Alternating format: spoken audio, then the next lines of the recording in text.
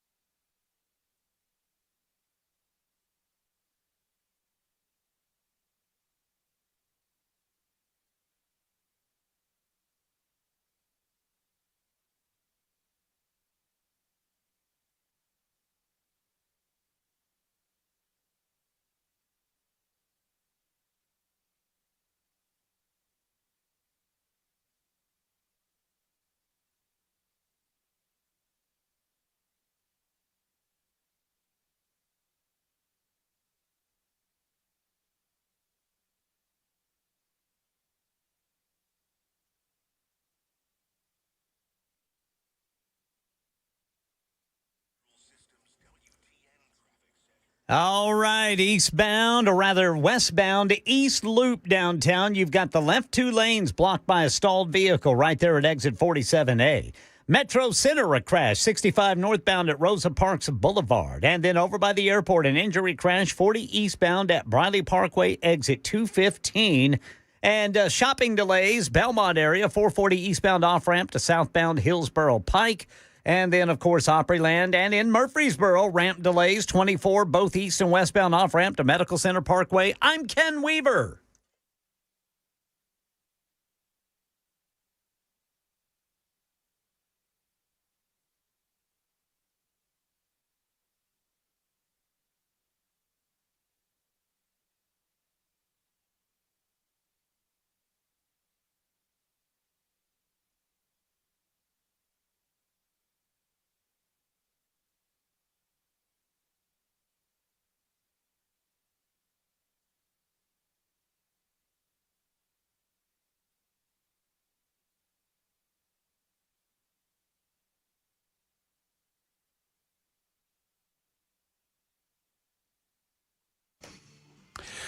Hello, my friends. My name is Matt Murphy. This is the Matt Murphy Radio Show. Conveniently enough, it is 3:07. Pleased you've decided to join us on this December 22. It is the Monday before the big day, and we wish you a Merry Christmas and a Happy New Year. Happy holidays to all of you. It's episode 948 of our gatherings together. I'm discombobulated for a number of reasons, not the least of which is I can't hear out of one ear. I'll tell you why in just a moment. But I can hear well enough that I heard this. right before I came on air. Sometimes we play a game called The Last Thing Murphy Hears before we come back on the radio. And the last thing, I never make these things up, by the way. The last thing that I heard before we came back on the radio was, we could always just play a movie and not do the show today. That was from Jackson Williams over in the control area. He's controlling the experience, making sure that everything that comes out of our speakers sounds as good as humanly possible. Directly before he made that comment, he asked me if I watched Bad Santa this weekend and then accused me of attempting to kill the bit because I've not watched it. You're killing the bit. I'm sorry. I didn't realize I would be standing in line at In-N-Out Burger for the length of time. I was planning on watching the movie then. And Wait, you went to In-N-Out this weekend? I did. You didn't hit me up? I didn't.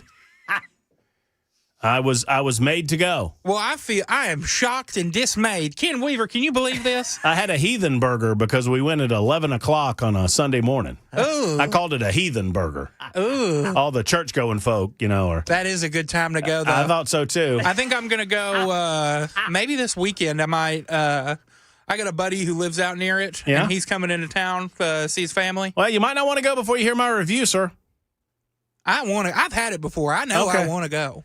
By the way, move out of the way, Jackson. Hey, Ken's here. What's up, Ken Weaver? How about you boys? He's over in News Closet B. He gathers headlines for a living, delivers those twice an hour, and when it breaks. It's good to see you boys. It's good to see you, too. I have a message that I've been asked to send you. Okay. I don't want to do it, but it's been requested of me that I send you this message. It's from a super texter Okay. who asked of me at 3:03 in the p.m. today, this day, the day of our Lord, December 22nd, 2025, Yes, sir. would you please tell Ken Weaver that his team will forever be known as Choklahoma? Sorry. That's no good. No, y'all like, what are you doing, 2666? Oh, 666. That's the devil's business. Longhorn fans came up with that long ago. Yeah, I mean, ain't anything we haven't heard. Matt. Ken, I feel for you. Love you, buddy. And I know how that look, I texted you. Hey, I didn't want to. I know how it stings. I was texting him beforehand. I'm like, y'all, man, I never predicted anything, though, did I? I said, this is going well. This is what we like to see. And you know what Weaver said? Oh, it's a long game, boys. Hey, guys, you know how you know you're playing Choklahoma? how's that? Because if they have a lead, it'll be gone sooner. That's pretty good. That's good. He's a friend. I know. There's no friends in the SEC. He's a friend for the love. I mean, I know that you remain bitter because I am so bitter. because the only time that Tennessee has sniffed the playoffs, they got the worst draw. by They would have Ohio done the State. same thing to Georgia last year. That team was insane. Well, you know what? We'll never know, will we? Well, guess what? Georgia might have another crack at it this year as long as we get by Ole Miss. I don't know about that, though. I'm a little worried. I'm mad at that Alabama Crimson Tide. Why is that, Ken? Well, because they wouldn't let us intercept their passes and they wouldn't let us recover any fumbles. I don't understand why they didn't understand your game plan. That was mean of them. It was not. It was nasty. And when you're down, stay down. That's right. Just know when you're beat. What are you doing, scoring? No, you're beat. Wow. Hey, wait a minute. Hey, it's tied. What are you doing? Hey, I knew it, boys. We had to get turnovers, and we did not. And you cannot make mistakes against an elite team. Alabama doesn't need help.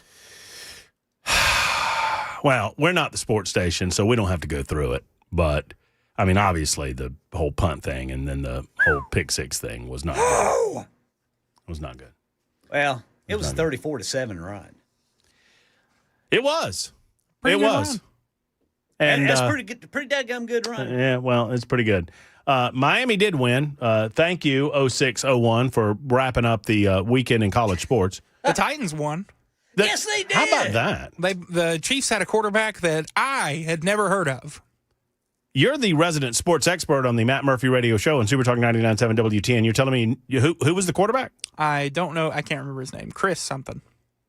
Chris Hand? No, maybe? I might as well been. He did about as good as Hand would have done.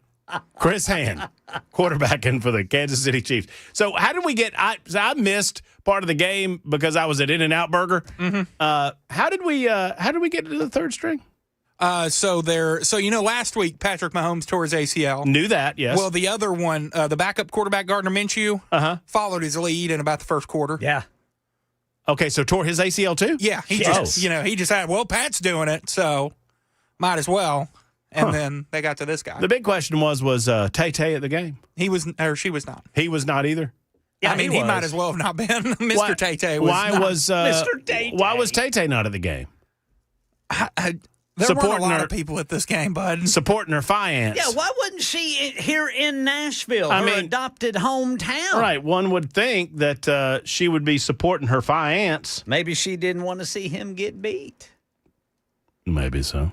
How about that for the Titans, though?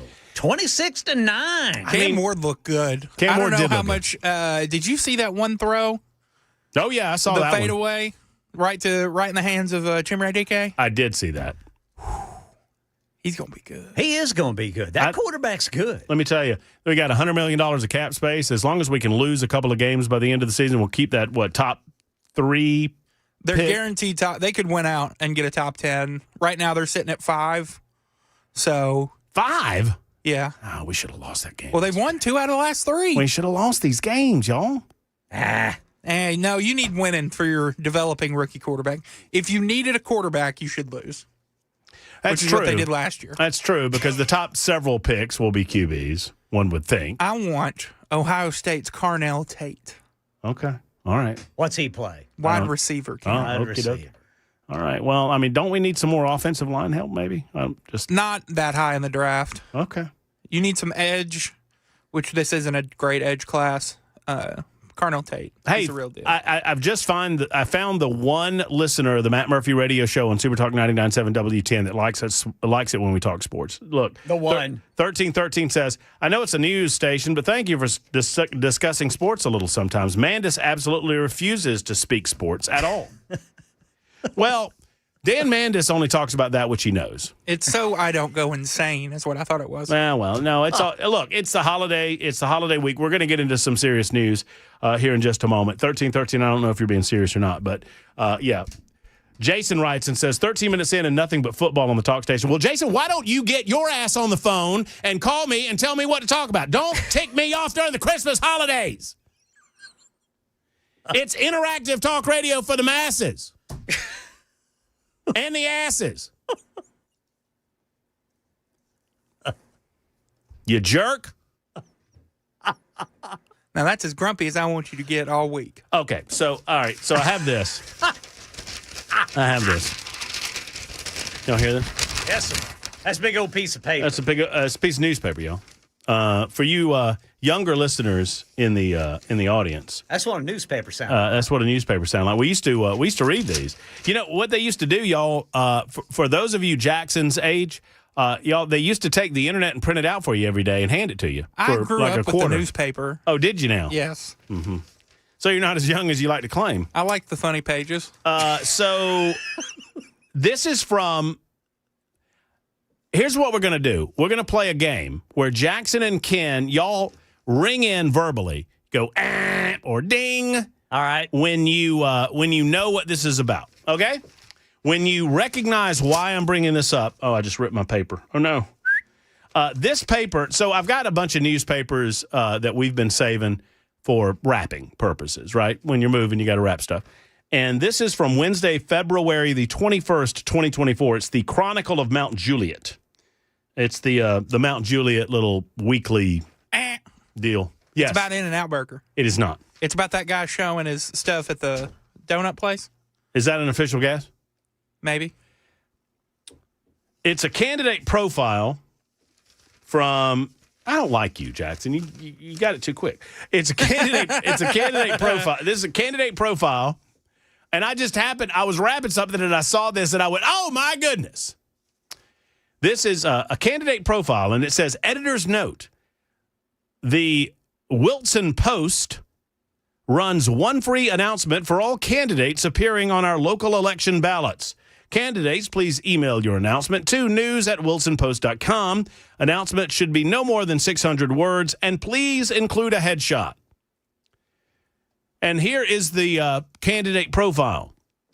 I am seeking election to the Wilson County School Board Zone 5 seat because I firmly believe in providing our children with the highest quality education possible. Maybe that's what he was doing in the BJ Hot Chicken. He was just educating the children. I understand that the education of our children is crucial to our future success. Having 6 children who either attended or currently attend Wilson County schools, I recognize the significance of establishing a safe and inclusive environment where every student can thrive. If elected, I will strive diligently to ensure that our schools have the necessary resources to offer top-notch education to our students. This will involve, but not limited to, advocating for increased funding for our schools, enhanced teacher compensation and retention, managing district growth, blah, blah, blah, blah, blah. My experience as a parent, business owner, and educator and public servant have fully prepared me for this role. I've volunteered in various capacities throughout Wilson County, including at my children's schools. As a business owner, I've worked with diverse communities and understand the importance of collaboration and teamwork. My roles as an educator and coach have provided me with a clear understanding of the challenges our students face. Well, I wish you had an understanding of what you're supposed to do with little Mr. Wilson. Could you say he's been exposed? I have a deep passion for ensuring every child receives an exceptional education. I firmly believe this. He used the word firm like 5 times in this. He did, Ken. I firmly believe that by applying common sense and collaborating with one another, we can pave the way for a promising future for our children. I genuinely appreciate your consideration of my candidacy for the school board and eagerly look forward to the opportunity to earn your vote. Donnie Self, candidate for Wilson County School Board Zone 5. There you go. Saw that this weekend. Donnie resigned over the weekend, didn't he? I think he did. I think it was Friday. Let me look at that. I believe that's, 6464 said you had him at headshot. They asked for one. Was it his face or? It was. Right there. Good old Donnie. There you go. So that's the real news. Super Talk 99.7 WTN. Matt, who is your favorite sports athlete of all time? I'm not talking about sports anymore because Jason Yelled at him. Jason yelled at me and I yelled back. So that's no more sports for anybody today. He loves my favorite sports athlete of all time. You gonna guess? Are you gonna guess? Are you gonna guess? I'm trying to think of people you would have watched in your childhood. Of all time. There's all right. I'm thinking of one. I'm thinking of two. There's one particular my favorite sports moment of all time involves Sid Bream. Sid Bream. Not when you saw Satchel Paige throw a perfect game? Satchel Paige was pretty good back in the day. Young man, does that ball fit through that hole? That's a good Satchel Paige quote. Probably Dale Murphy. Early 1980s, Atlanta Braves player. I remember that. Probably Dale Murphy. That would be number one. I have a great appreciation for watching Tiger Woods. I'm not suggesting that Tiger Woods is a good human being. I don't know Tiger Woods as a human being. I know I've met Dale Murphy. I know that he's a good human being, but I don't know that Tiger Woods is. But I will say that when you are in the midst of watching someone do something better than arguably anyone else has ever done it, that's a pretty cool thing. And watching Tiger Woods play golf in 2000, 2001, 2002, where Tiger Woods in those 3 years played golf better than anyone on planet Earth. Arguably, Jack Nicklaus had a run that might compare to it, but I would argue that's pretty cool to watch. And I know that he had his haters out there, and those haters only grew once it was discovered that he was having sex with apparently everybody in America. No, he's pretty good. He's pretty good. I don't really, Stetson Bennett might be right up there, boys. How about it? How about that? I hate him. Do you? Do you hate him? Why do you hate him? Because he was a walk-on and he proved everybody wrong and y'all passed on him? We didn't pass on him. He was only going one place. He walked on at Georgia. He went to a JUCO for a year and came on back. Came on back home. Oh, wait. We're talking sports again. Dadgummit. I got suckered in. Jason, that's not my fault. They tricked you. They tricked me back into it, buddy. All right, we will talk war. And apparently Israel wants us to help them out with Iran some more. And I think we should politely just say no. Thank you very much, but no. There is a rift online. I don't believe that most of you, and I would count myself in your numbers, really give one dang. I almost said a nasty word. I don't think y'all give one dang about what's going on between Tucker Carlson and Ben Shapiro and Candace Owens and J.D. Vance and anybody else. This is online nonsense. It is online nonsense. And what people are doing online, on these online trajectories, they're placing their popularity, their desire for fame, their desire for clout, their desire for clicks above the rest of the country. And if you've wondered why I haven't really discussed it, I've talked about it on occasion, but not very much. I've not talked about it because it does not matter to you, except that they are sadly convincing people to pick teams, subdividing the conservative/libertarian movement in the process, and making it even more difficult, if not impossible, to suggest that we can hang on in 2026 in the midterm elections. And they're doing it for their own selfish purposes, either for money or for clout or for whatever. There might be disagreements with regard to what our priorities ought to be. But there is no huge schism in the real world. There's one online, and it's just stupid. And it's a bunch of very smart people acting very stupidly. I'm talking about Tucker and Ben and JD and Candace and all the rest of these. Well, Candace, subdivide her because she's an absolute insane person. And by the way, you're insane when you're getting called out by Alex Jones, okay? When Alex Jones is online calling you cray-cray, you're pretty cray-cray. And it is sad the number of people that have bought into her nonsense. And the grift is so easy to get.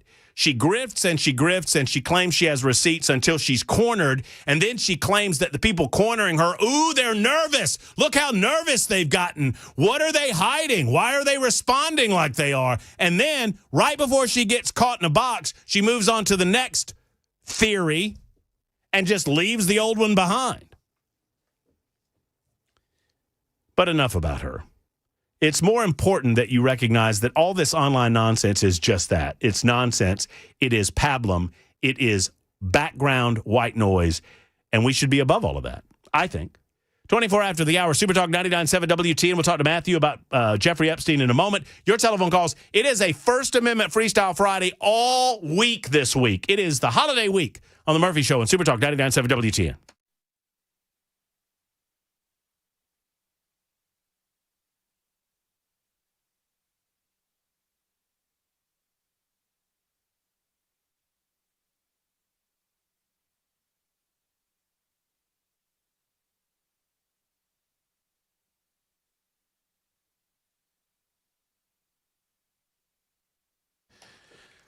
All right, friends, you have a couple of days left for the big Tennessee Flight Training Special. Save $100 when you purchase an introductory flight experience before December 24th. I encourage you to book your adventure at tnflighttraining.com or call 615-366-9192 today. Tennessee Flight Training. You're never too old or too young to learn how to fly and take advantage of this incredible introductory flight experience. By the way, you can fly from any of 3 Tennessee locations: Nashville B&A, Murray County Regional, or Shelbyville Municipal Airport. Step inside the aircraft and learn to fly on your very first day. I've done this, folks, and I loved it. Absolutely adored it, and you will too. Tennessee Flight Training. Now, if you're thinking about a career, if you're a young, it really doesn't matter what age you might be. The aviation industry is in need of pilots. And if you think that this might be for you, make this the Christmas that you make that decision to pull the trigger and find a new career in aviation through Tennessee Flight Training. tnflighttraining.com or 615-366-9192. The skies are calling.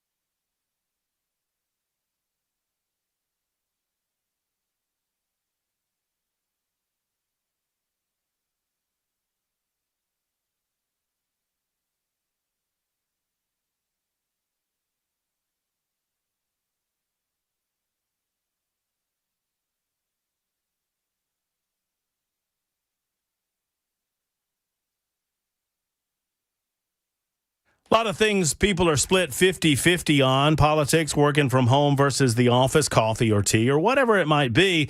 There's one thing that people are unified on. Taking your car in for repairs can be complicated if you go to the wrong person, and it can be as easy as the day is long if you go to the right person.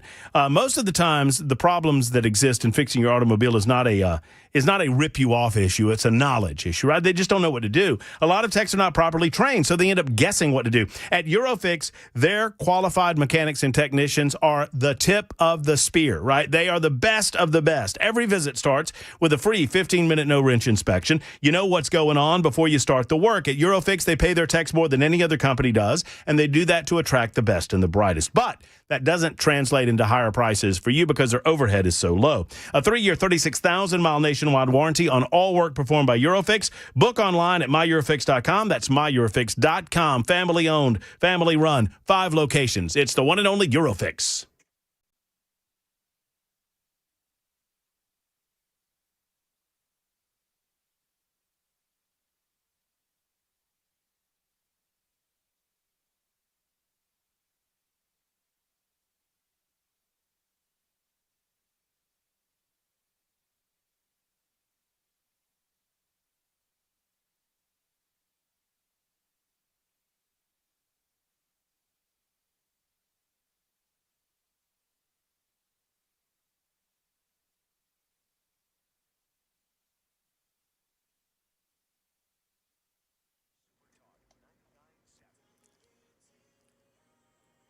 .30 on the dot. I'm Ken Weaver with your top stories. Got the full forecast and traffic in 5 minutes. And the Department of Justice facing some backlash and criticism after the release of some of the files on the Jeffrey Epstein case.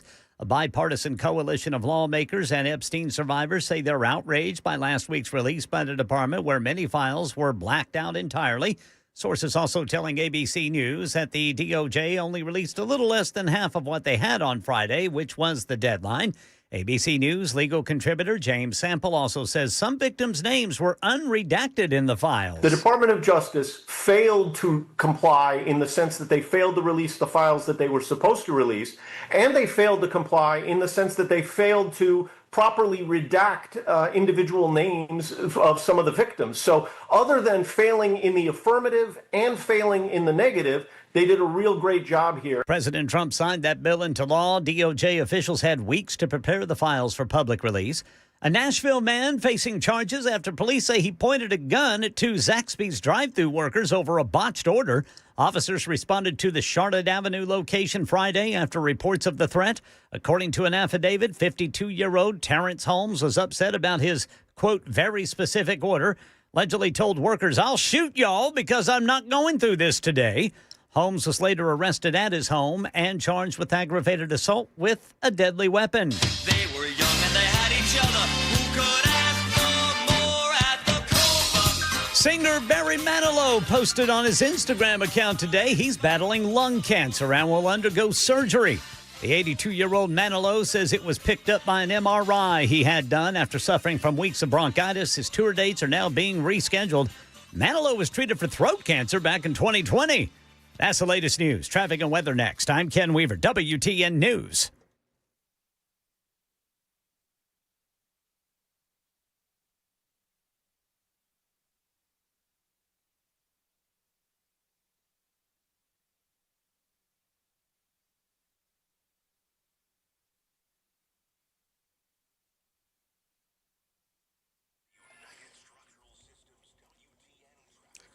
All right, we've got 2 crashes now over by the airport. We've got one at Donaldson Pike at Terminal Drive. The other one is 40 eastbound at Briley Parkway. In Berry Hill, a crash, 65 northbound right there at I-440. And then a crash 65 northbound at Rosa Parks Boulevard. I'm Ken Weaver.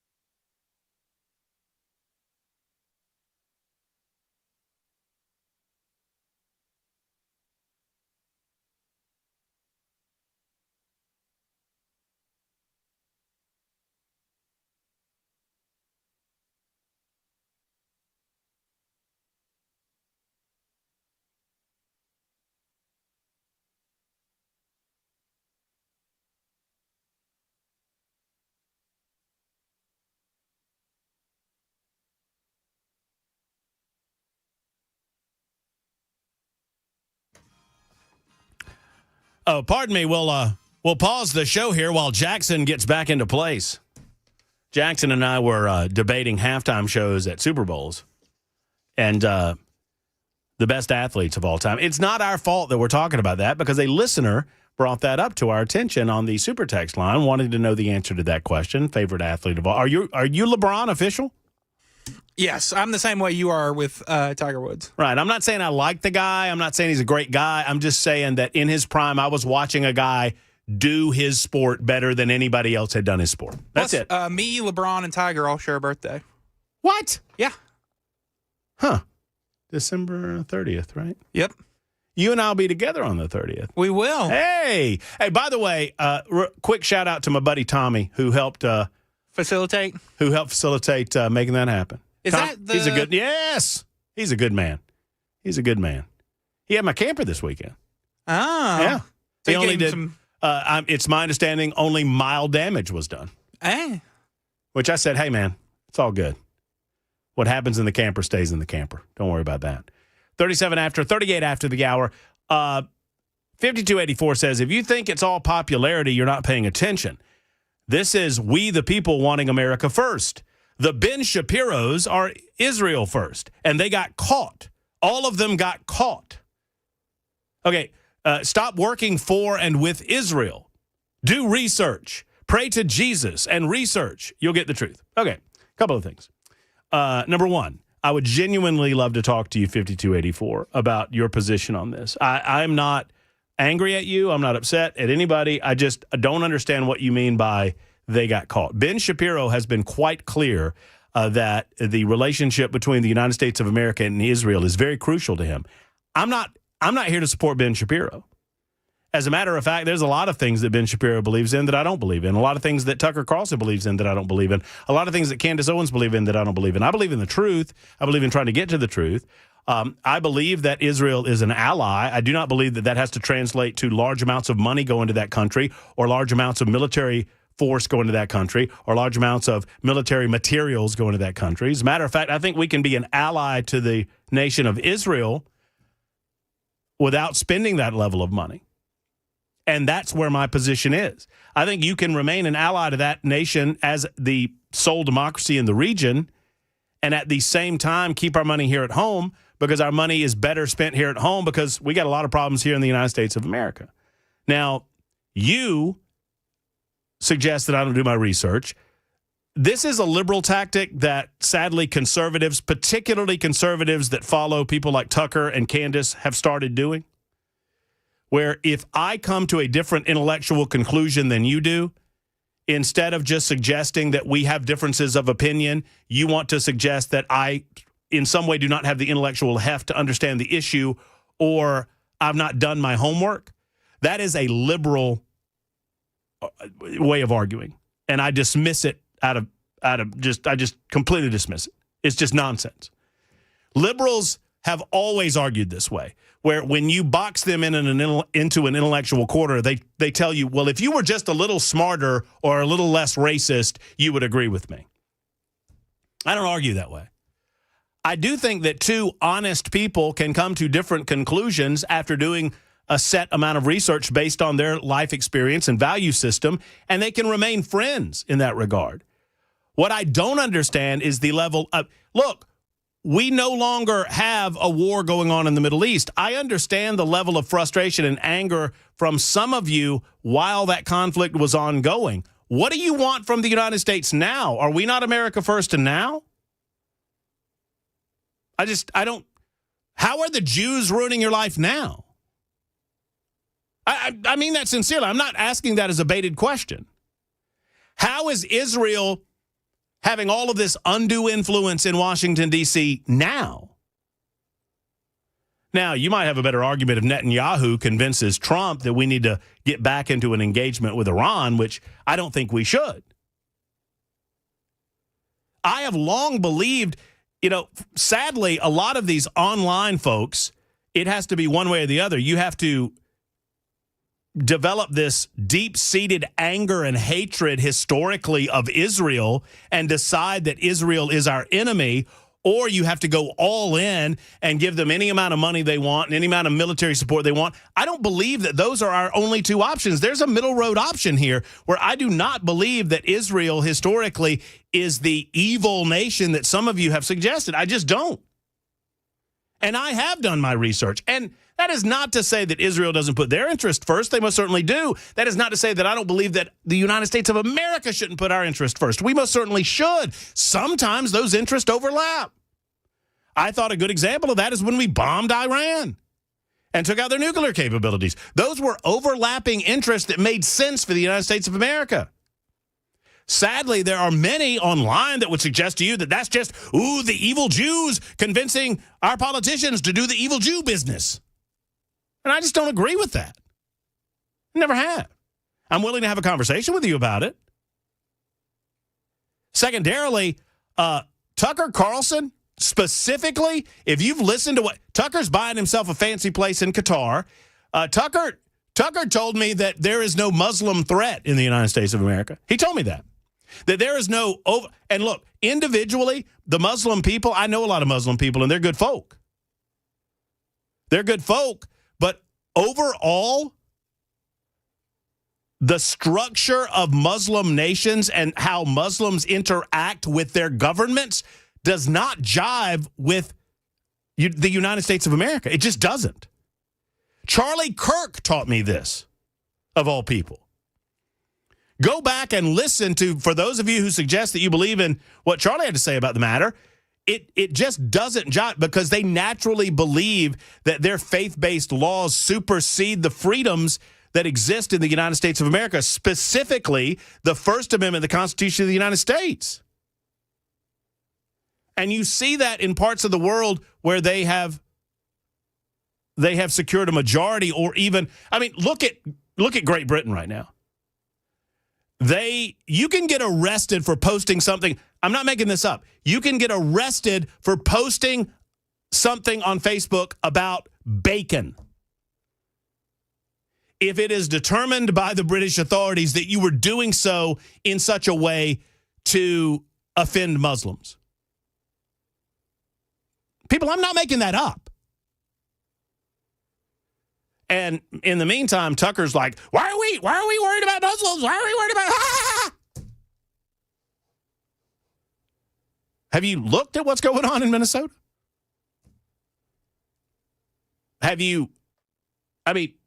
You either value American culture or you don't.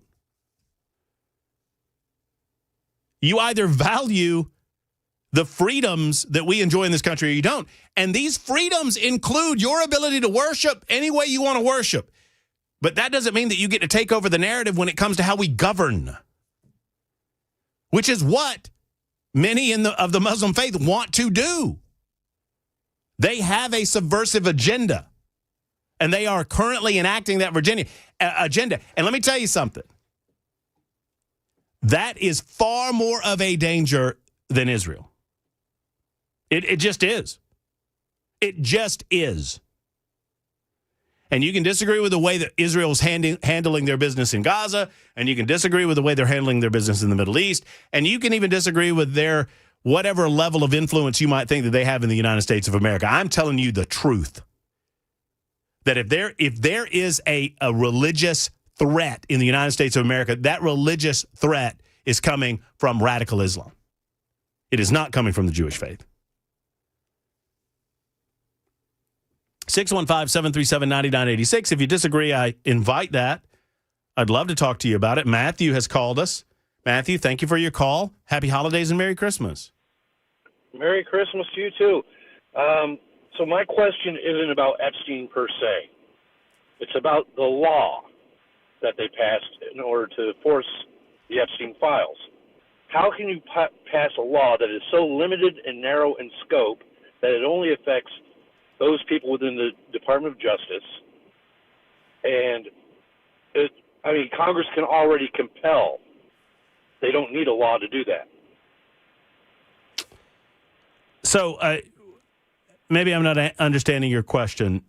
Why did they pass the Transparency Act? They passed the Transparency Act in the hope that we would get all of this Epstein information to the American people. But sadly, they gave the Department of Justice and other agencies within the executive branch the ability to redact. They are supposed to explain the redactions. I don't know that they fully have done so. But when you give them carte blanche on the redactions, what you get is what we saw over the weekend, which was a heavily redacted set of documents that really doesn't instruct us in any way about the depth of the depravity with Epstein and his cohorts. So my question is it only for the Epstein case, or is this for all cases going forward? What do you mean, the law that they passed? The law, yes. It required. I'm just going to read a synopsis to you because I pulled it up. It requires the United States Attorney General to make publicly available in a searchable and downloadable format all files pertaining to the prosecution of the deceased child sex offender Jeffrey Epstein within 30 days of passage, and to give the Judiciary Committee in both the House of Representatives and the Senate unredacted list of all government officials and politically exposed persons named in the files. Okay, so it's completely limited to one case. You don't need a law for that. Congress can compel. The president can order it. You don't need a law. That's my whole point there. Okay. Because the law is going to be on the books now for basically. Well, yeah, I mean, the Epstein Files Transparency Act, yes, you can easily make the argument that all of this could have been released without that act, but it wasn't being released without that act. Right, but what you just read limits it to the one case. Right. So what you're saying, Matthew, is hold on. What you're saying is correct. The president could have, but the president didn't. The Congress could have, but the Congress didn't. The Justice Department was stymieing some of what Congress wanted, and they were creating a dynamic by which those in Congress who wanted the information they weren't getting the information from the executive branch. And so this specifically compelled the executive branch to release, not just to Congress, but release the information to all of the American public. So you're exactly right. The executive branch could have done that, but they didn't. And they were actively prohibiting, or they were actively interfering with the Congress's ability to get this information. So this was a way to work around that active intrusion. Does that make sense? I think it makes sense. I think my problem is that they shouldn't have made it just limited to Epstein. They should have made it up to anything. Listen, I have been on a 25-year crusade that we need to dismantle the FBI first and foremost, and rebuild it in a fashion more consistent with the values of the American people. And one of the primary reasons that I believe that is because the FBI has been the primary organization and agency that has pushed the overclassification of information in the United States of America. We overclassify way too much. The classification should be a last resort. Top secret or classified materials should only be top secret or classified if they truly do endanger the actions of the United States of America in real ways. Sadly, when the government decides that it doesn't want the American people to know something, they just stick a classified label on it and move on. And we've allowed that to happen. Oh, yeah. Hey, thanks for answering my question. Yeah. Wish the first half hour that I was on hold has been as good as the last half hour. Well, we'll try to do better next time, Matthew. I appreciate you. We occasionally drift off into other arenas. You know, I would like to believe that our radio show is more similar to the way that people act in real life than some. For some, that's great. For others, it's not so good. But we kind of reflect real life. So oftentimes we're talking about, crap that doesn't matter a bit. Now, I don't know, like In-N-Out Burger is a good example. I'm going to give you a nice review on In-N-Out Burger coming up. All right. A review that I gave online that immediately created this cult-like backlash against me. And I'll tell you why. I'll tell you why coming up. Have you had it yet, Ken? I have not had it yet, Brother Murphy. My wife tried to get me to go last weekend, whenever it was brand new, Uh-huh. And I said, no, I'm not standing in line for 90 minutes to get a burger. Well, I'll give them credit, man. The line moves. We got in line at 11:20. I looked at the phone, right? Yes, 11:20, and we were served food at 12:06. That's not bad. It's not bad. Well, this particular day, I do have to say, remember how cold it was weekend before last? Mm-hmm. It was like 19 degrees, and she wanted to stop in there, and people were standing outside underneath those butane heaters, and I just was not going to do it. And I didn't. They didn't have the heaters on when we were out there, which I was a little disappointed in because it was kind of breezy, kind of crisp. Yeah, but it was yesterday better morning. than 19, though. Oh, yeah, it was no 19 degrees. Although, I'd recommend it, and I'll give you my full-throated review can't coming wait up. to hear it, Brother coming up in Murphy. just a couple of minutes. We will talk with Ryan, who wants to talk Tucker in a moment. Also, we've got a couple of other calls coming in, 52 after the hour, Super Talk 99.7 WTN. Happy holidays and Merry Christmas from The Murphy Show.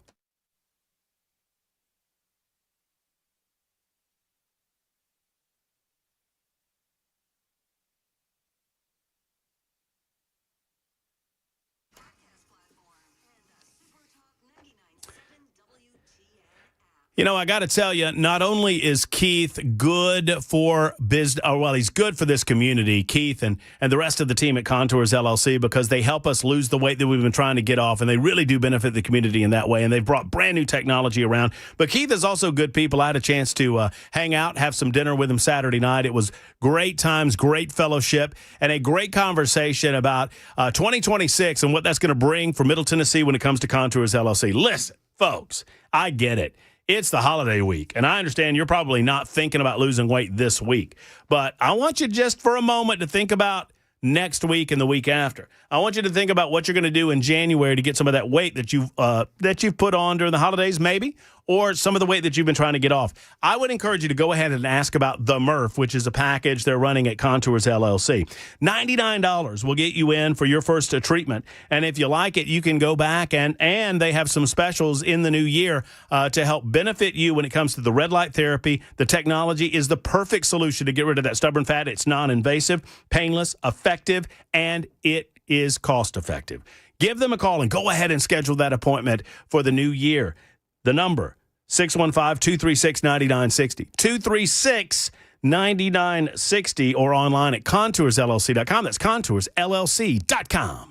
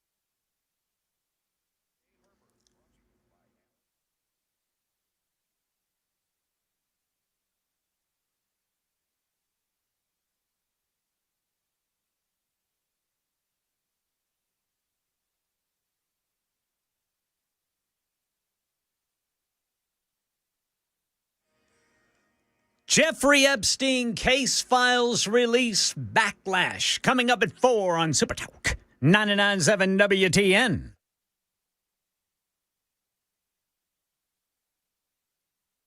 Dun dun dun dun dun dun dun dun dun dun dun dun dun dun. Jackson Williams obviously hates Santa Claus and Christmas because he's playing this stupid instrumental version of Rockin' Around the Christmas Tree instead of the original. But that's okay. That's fine. Free country, Jackson. You can hate the holidays all you want. Hey, tell Ken the title. You got your book over there? My book? Your Christmas book. Oh, no, it's in the green room. Oh, okay. I got mine. I thought you'd like that, Weaver. Thank you, Brother Murphy. You're welcome. You and E are awesome, whatever. man. I ain't worried about all that. That's just that's a trifle, Ken. Well, That's a token. And thank Munson and Mrs. Beasley. Well, they're the real reason Well, that you got Ken, something. it's Munford and Mrs. Weasley. It's not really, but that's okay. Jackson, we still love you. Just don't hit the sauce early in the show, would you? I'm already 3 deep. Ryan, you will be first up to discuss Tucker in a moment. Stephen wants to talk about the Epstein files. We will also talk to you about the possibility of Israel wanting more bombs. They're not going to get them, I don't think. We will discuss, and the rift, at least an online rift within the conservative world. We'll continue to discuss that. Tune in, Spotify, iHeart, the app, Talk TV, YouTube, Facebook, Twitter, Twitch. It's episode 948 of The Matt Murphy Show. You're listening to Super Talk 99.7 WTN.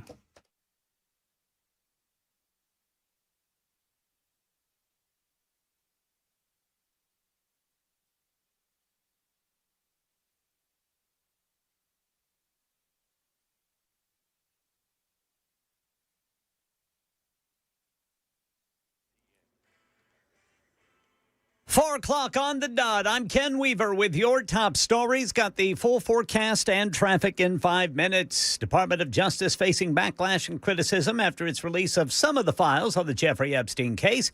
A bipartisan coalition of lawmakers and Epstein survivors say they're outraged by last week's release by the department, where many files, they say, were blacked out entirely.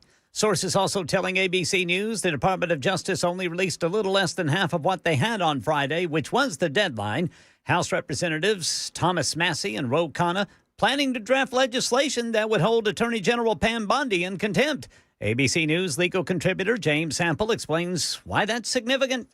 The purpose of inherent contempt, the purpose of contempt motions even in court, is not punishment. It is to incentivize compliance. And the purpose of the Khanna and Massey effort to pursue inherent contempt is to force the Department of Justice to comply with the law. President Trump signed that bill into law. DOJ officials had weeks to prepare the files for public release.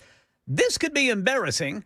A major data breach has hit Pornhub, exposing sensitive user information. Hackers stole nearly 200 million records, including email addresses and viewing histories, through a third-party analytics provider.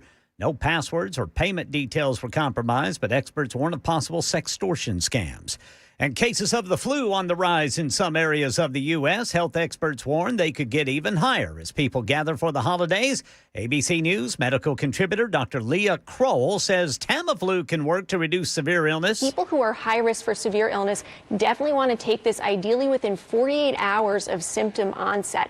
People who are young children, older adults, pregnant people, have underlying medical conditions like heart disease or diabetes, really want to be aware of this. And also good to know that these medications can be used as prophylaxis, meaning that if you get exposed, someone's sick in the house, you come into contact with someone who's sick, you can use these medications to prevent infection in yourself. Yeah, right now in Tennessee, the State Department of Health says the Chattanooga area is seeing the most cases of flu-like illness. Middle Tennessee's in the moderate range.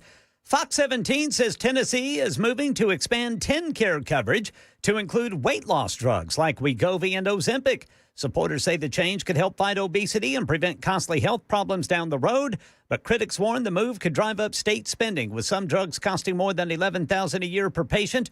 The proposal is still in the rule-making process, could take effect in 2026.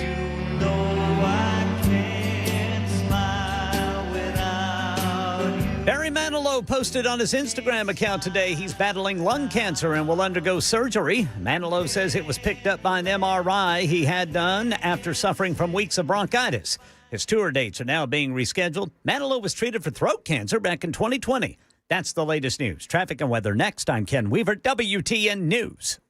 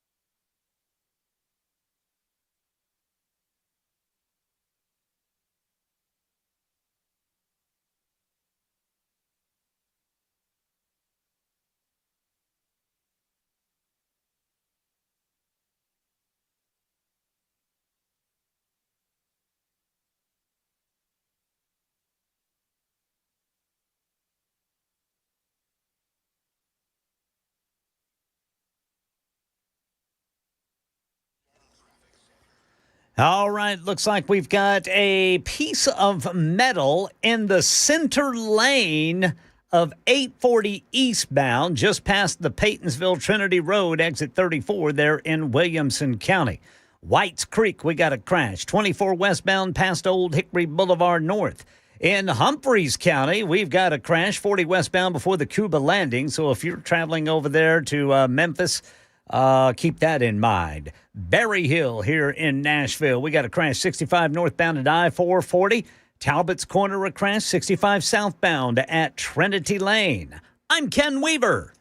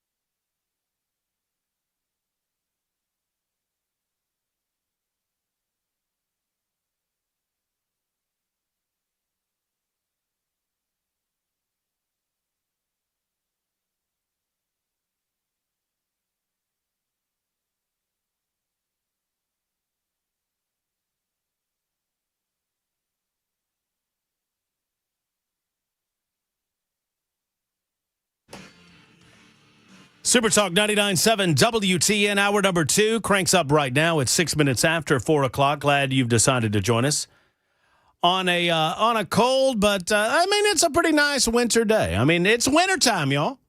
We are officially in wintertime. Yesterday, I think, was the officially the shortest day of the year, if I'm not mistaken. The winter solstice, if you will. It was either yesterday or some form of yesterday and today. Y'all don't hit me up on it if I'm right. I mean, it's around today, but days are shorter and it's cooler. Feels a little bit nippy outside today. Y'all see the forecast for winter? I mean, for Christmas, rather, I should say. Yes, sir. Huh. I can't wait. I think regular listeners to the Matt Murphy Radio Show and Super Talk 99.7 WTN, I think y'all know exactly what the forecast is based on the tone of voice that Ken Weaver took there. Hot. Yeah. Ken, it is not supposed to be 68 degrees on Christmas. Try again, Brother Murphy. Oh, well, okay. It's supposed to be 68 degrees on Christmas. 74. 74? Yes, sir. No. Yes, sir. Christmas Day. Oh, I'm sorry. 73. Mm-hmm. Look at that. When is Christmas Day? Is it Thursday? That is Thursday. Thursday. Why do I have 66? Are you in Murfreesboro? Are you looking at Murfreesboro? Nope. It's Nashville. Huh. That's weird. That's weird. Hold on. Let's see. What's it going to be in? Want me to look it up? Chicago, Illinois. Let's look at Chicago. It'd probably be 39 degrees. Going to be a bit nipply for the Music City Bowl. Heat wave there. What do you mean nipply for the? What does that mean? Going to be a little chilly. Let's see. When is that? Oh, Lord. Cold front coming in next week. Really? Yeah, Monday I got 33 as a high. Sunday is so this Sunday we're looking at at least according to my forecast, and mine is lower than yours. I got 66 on Friday, 69 on Saturday, 62 on Sunday, and a high of 33 Monday. Goodness. 30. We might have storms if that's the case. Maybe some snow. You never know, Ken. Look at here, Saturday, partly sunny, 75. 75 degrees on Christmas. That ain't Christmas. Well, I will have to agree. Mm-hmm. I mean, maybe it could be in the 40s. I'm starting to agree with more and more. I'm starting to agree with Kamala Harris. How dare you say Merry Christmas? Remember she said that last year? Yeah. Find that. Would you find that clip there, Jackson? Kamala Harris, how dare you Merry Christmas? 74 is warm for Christmas. I got to admit. Yeah, I mean, I just don't like cold weather. I don't, I just get don't it. like it. I get it. I just like a snow or two every year. Snow or two every season, please. Thank you very much. A little blanket of snow. If you don't have to drive. Like if it happens, on a day where, we're just sitting at home and we don't, and we've got like another day before, where it can melt off before we do have to drive, I'm all for it. The problem is, and E gets on me about this all the time, right? The problem is she wants to know, why do I like Christmas so much? Or why do I like snow so much when I have to work when it snows? Because almost every time that it snows around these parts, we're going to have to do some form of work. Yeah. Sadly, because people don't know how to drive in the snow, and oftentimes it's not really snow, it's slushy, it's icy, it's whatever, and then we got to worry about the roadways, and then here we are. We've got to be there for you. There is that. And sometimes I got to work out in my little breakfast nook. I don't like that. Oh, I love it when you're in the breakfast nook. Little Fritz barking in the background. That's good stuff. Yeah, when we ring the doorbell. I can't wait to get my new studio going in the new house, Ken. Yeah. It's going to be nice. It's going to be nice. What do you got there, Jackson? Give it to me. Hit me with it.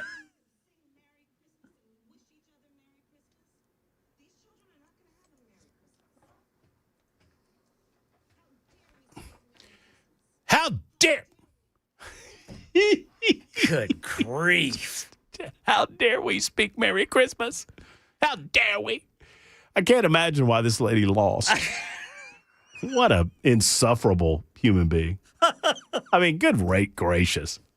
How dare we speak Merry Christmas? We do it one more time. The stream didn't hear it. Yeah, let's hit it. Give it to me. Kamala, what do you got? Sing happy tunes and sing Merry Christmas and wish each other Merry Christmas. These children are not going to have a Merry Christmas. How dare we speak Merry Christmas? How dare we? Jeez. Good grief. I mean, Lord of mercy. We're just trying to live our lives, lady. Ma'am, this is a Wendy's drive-thru. Are you going to order? Or? If you're not going to order, you need to move on up. This is a lady that needs a Frosty. Speaking of In-N-Out review coming up in just a moment, but I promised Ryan I'd get to him, and Steven, I'll get to you too as well. Ryan, what's up? How are you? Hey there, how's it going? I'm doing well, Ryan. I hope you are. Oh, indeed. Merry Christmas to you Merry and Christmas. everybody else there. Sure. So it's not so much that I want to, say Ben Shapiro. I used to be a big Ben Shapiro fan and Carlson fan and all that stuff.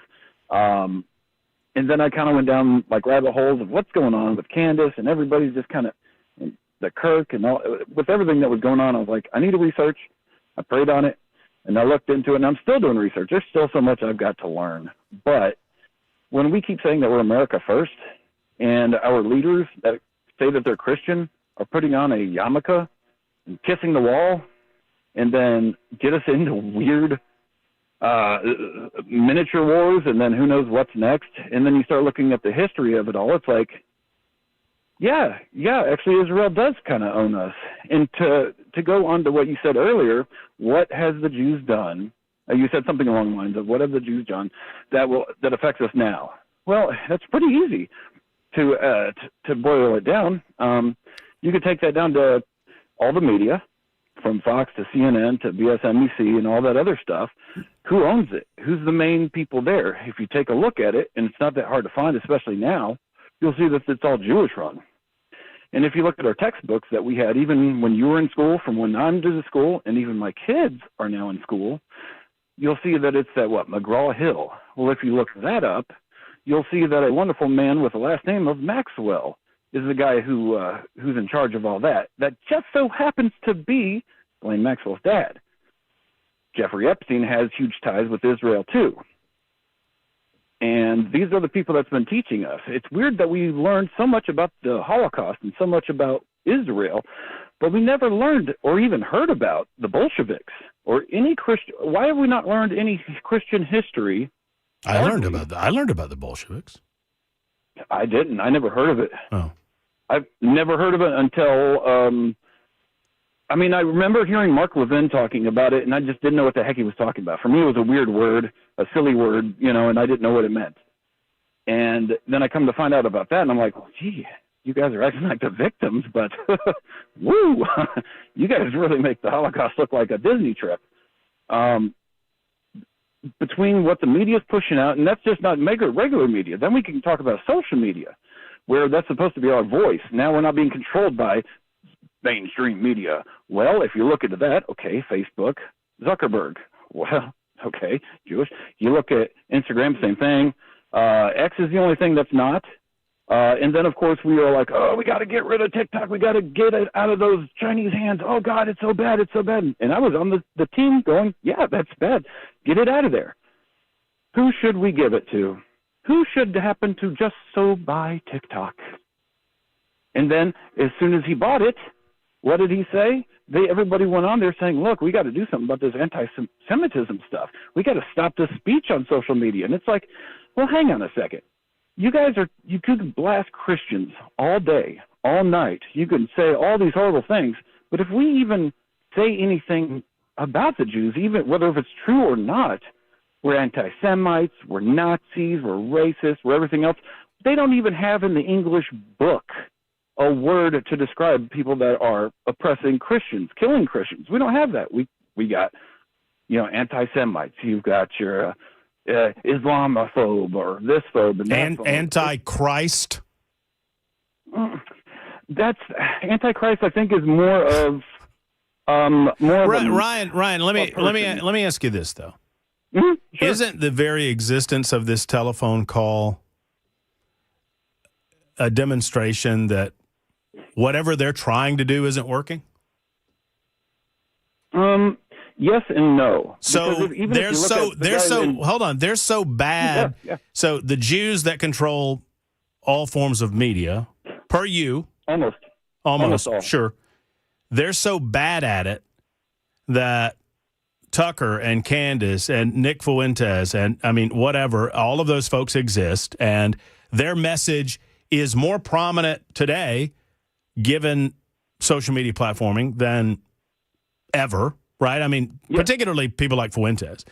And then you call, and you or anyone else that wants to call can offer their opinion about all of these things. And one would think that if the Jews were so invested in controlling narratives and controlling the media, that they would be a little bit better at it. Oh, well, I'm nothing. I'm a, Well, that's all. No, Ryan, I've been doing that. Ryan, hold on. Just hold on a second. Hold on a second. So, and I'm going to let you finish. I'm going to let you talk. But sure, that's always the refuge for people that are speaking along these lines. They always say that. I've been doing this 25 years, okay? And when I have these discussions and I say, well, doesn't this conversation go against what we're nothing. You're nothing. This radio platform's nothing. Well, what do you want? The information is readily available online. Any information that you want. All of the information that you say that you've received over the last, several years, I guess, that you've been doing this? Oh, no. I'm super new to this. When I say I'm new, I'm not going to lie to you about my knowledge. If they're so good I'm only about half a year into it. If they're so good at suppressing this information, how did you find out about it? That's the thing, though. Now I can do this on the radio, and I'm fine. I go home, I go to work the next day, all that stuff. Now let's say that I go on TV, and then I say the same thing I just did. Well, I just watched Tucker Carlson on TV. I don't think he has to worry about a job tomorrow, does he? I don't think he has to worry about being called a Nazi or anything like that, does he? But a regular person like me, yeah, but you're kind of moving that. Now you're kind of moving the goalposts a little bit. You said that they're suppressing information, that they're preventing people from learning the real truth. But then you say that in 6 months you've learned the real truth. How did you learn that real truth if the Jews are so good at suppressing it? I think at this point we're both talking about moving the goalposts. Now I'm not saying it's a 100%. I never said that. No, I think you're looking for a boogeyman, is what I think. No, come on now. No, I'm just being honest. I'm just being honest. Look, I didn't want to come to the same conclusion either. That's okay.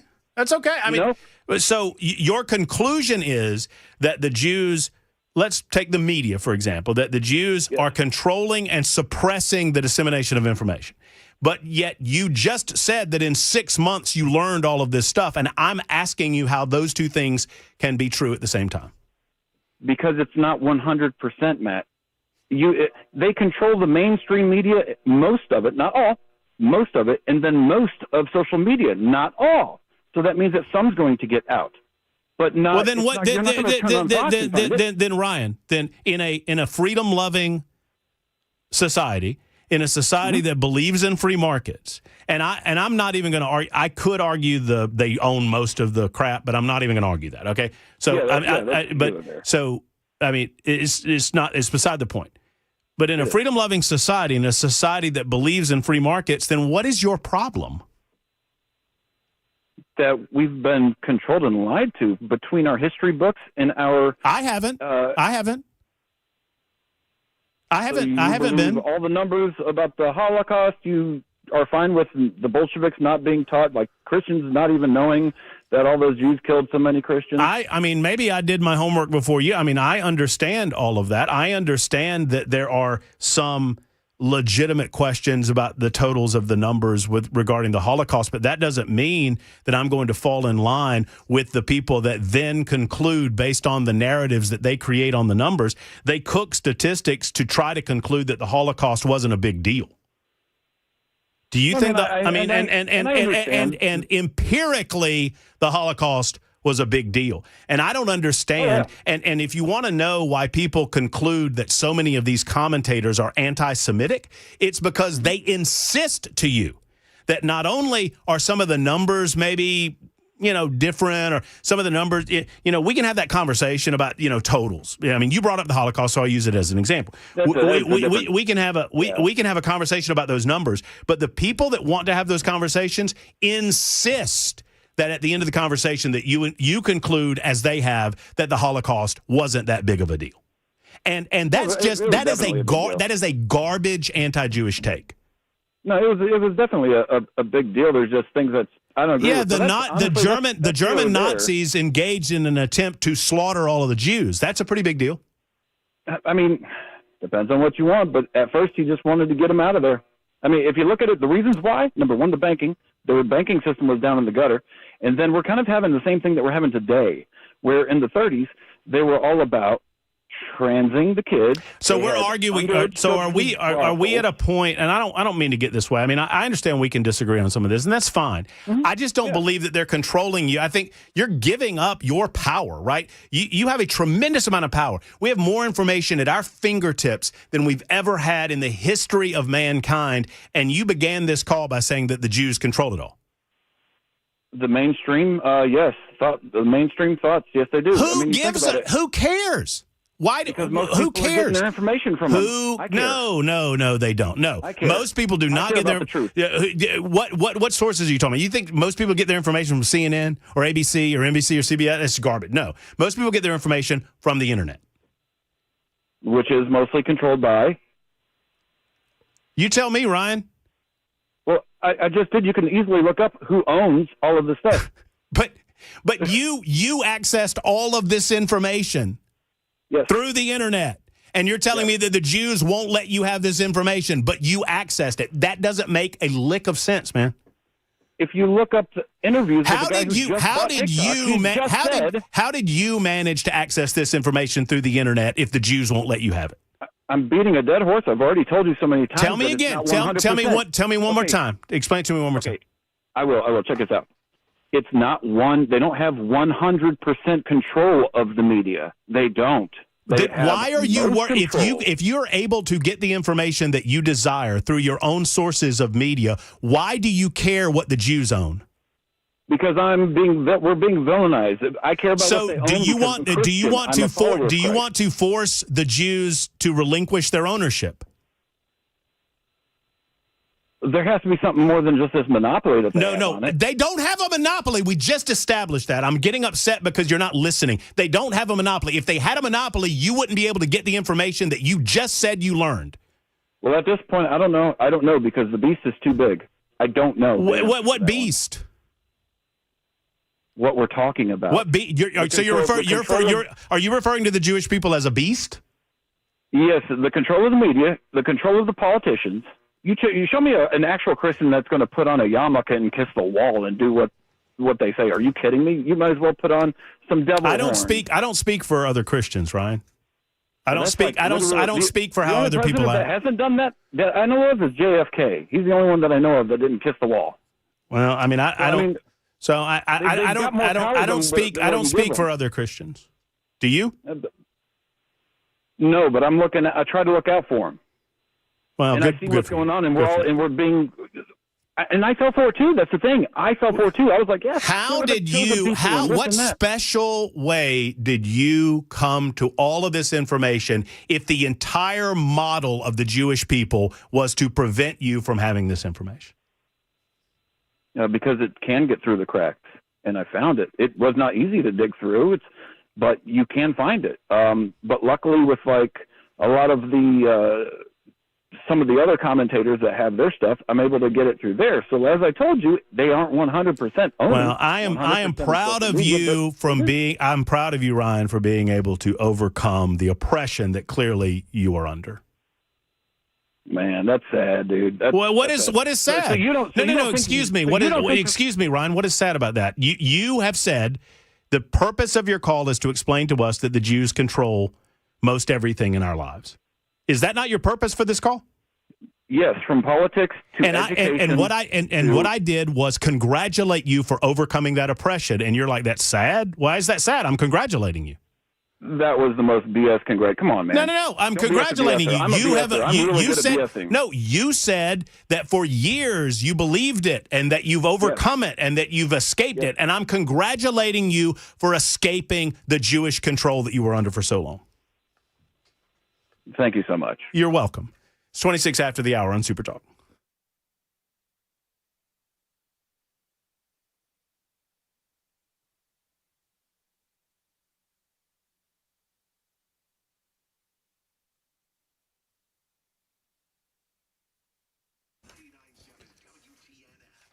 Hello, friends. It's Matt Murphy for Better Water LLC. Better Water is so good at what they do. They remove sulfur and iron and chlorine and bacteria and E. coli, everything from your water. They offer a full range of water treatment equipment, from reverse osmosis units to water softeners to specialized filters, UV lights. One of the first calls I made when I decided to buy a new home was to Better Water LLC. They're coming out to the house. They're going to put a whole home system in my home because I know they treat water at the hospitals. They treat water at your favorite local coffee shop, and they're going to treat water at Murphy's house, too. Based out of Smyrna, treat all of Middle Tennessee. Go to Better Water LLC's website, betterwater.com. That's betterwater.com, or better yet, give them a call at 615-355-6063, 355-6063.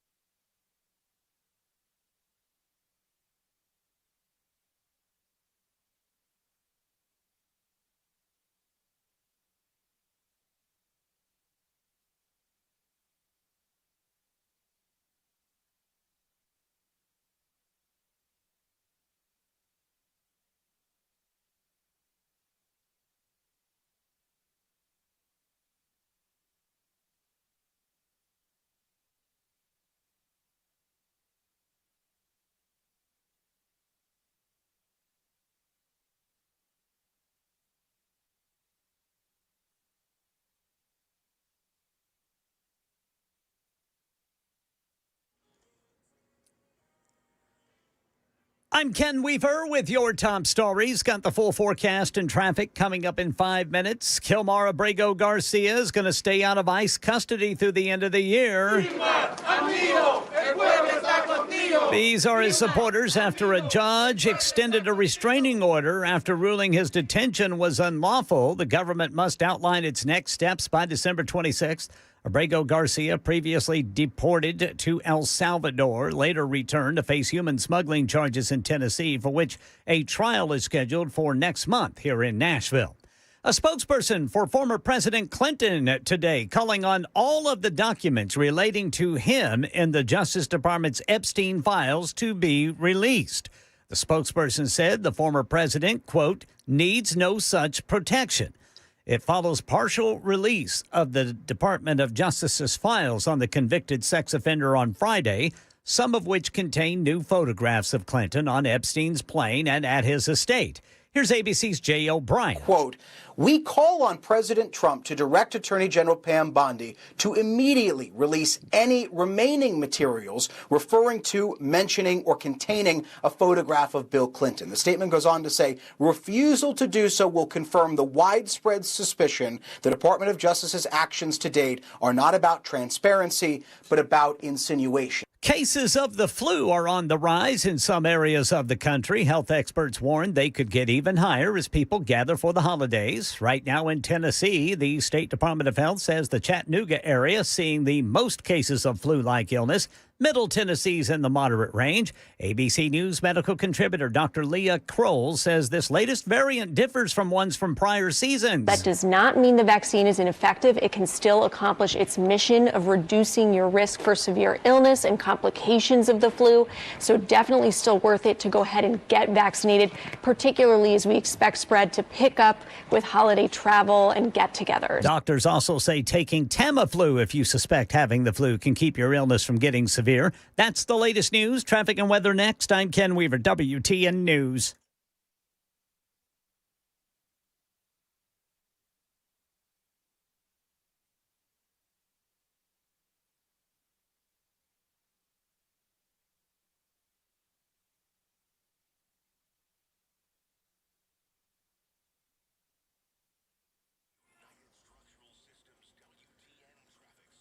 All right, over on the North Loop, we've got a crash on the right shoulder. It is 65 southbound at the northern split.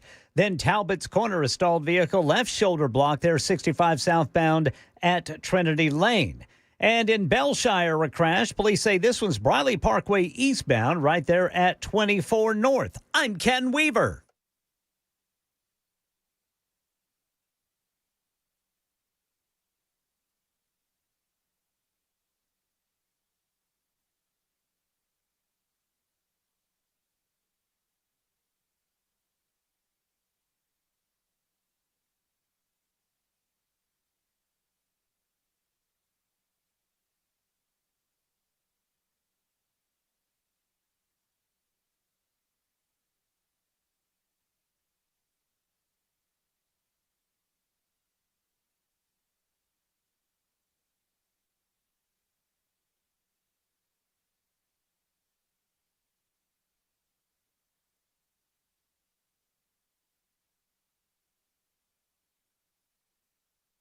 Hello, friends. It's Matt Murphy for Men of Valor. Men of Valor is a wonderful organization that has helped thousands of men within the prison system become better men of God. That's what it's all about. They go into the prison system. This organization is wonderful at what they do.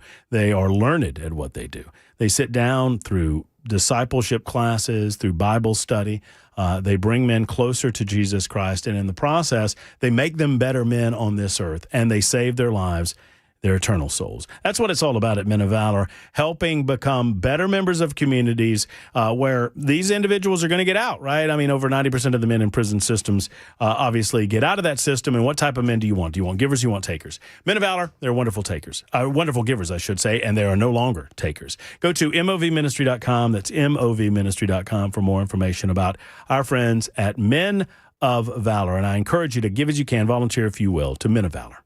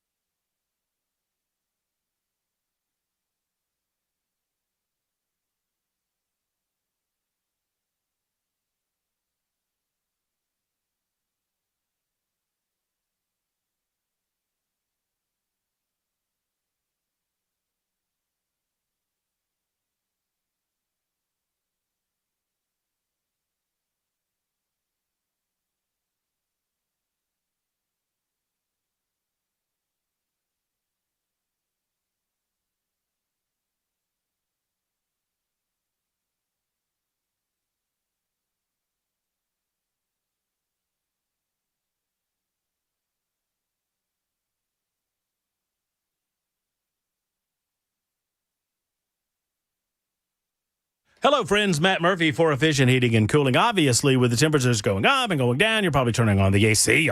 Goodness gracious. AC over the Christmas holiday? Probably. We just heard the temperatures are going to be up in the 70s. With that comes a strain on your system. And if you've noticed that, Efficient Heating and Cooling can certainly help you.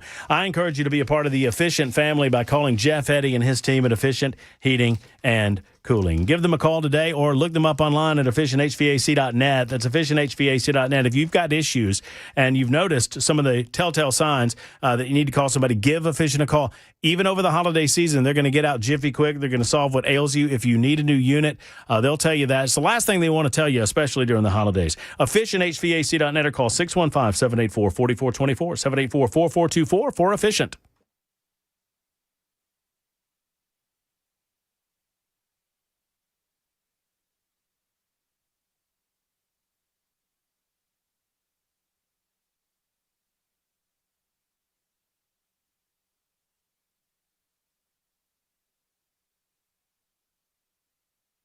Super Talk 99.7 WTN. You are a disgrace to the legacy of Phil Valentine and Brian Wilson. Phil is rotating in his grave right now. You're a talking ego. It's too busy trying to be right to have a dialogue with listeners or hear their perspectives. It's a shame we cannot vote for who we have to listen to on the talk radio the way we do our politicians. You'd be making no money on the airwaves in this market if we could.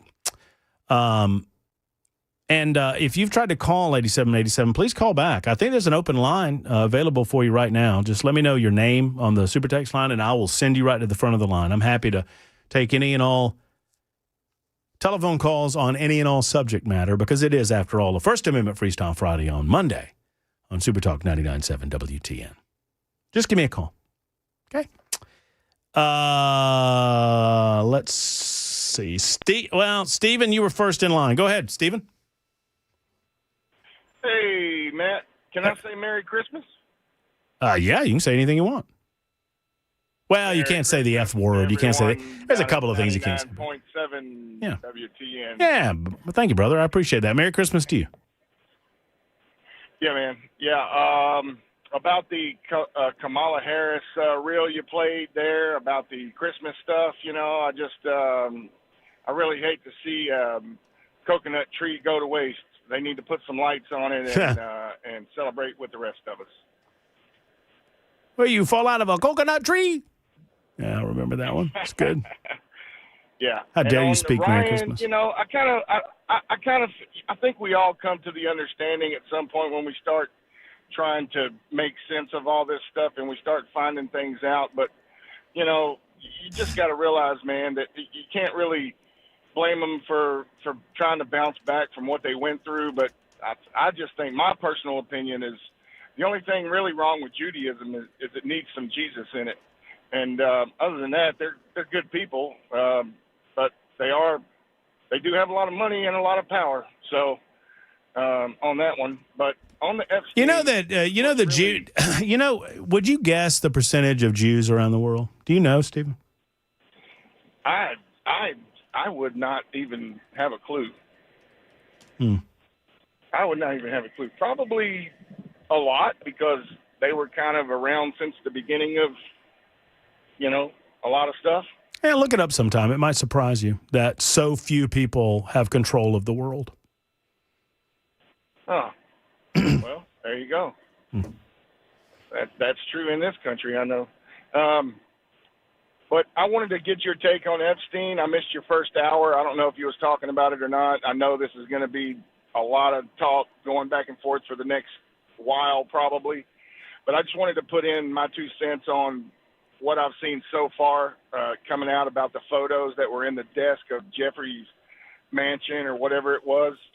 And, it just seems like those photos of Donald Trump with those women and sitting somewhere with Maxwell and whoever else was in that photo, to be at the very, those photos are probably more than 30 years old.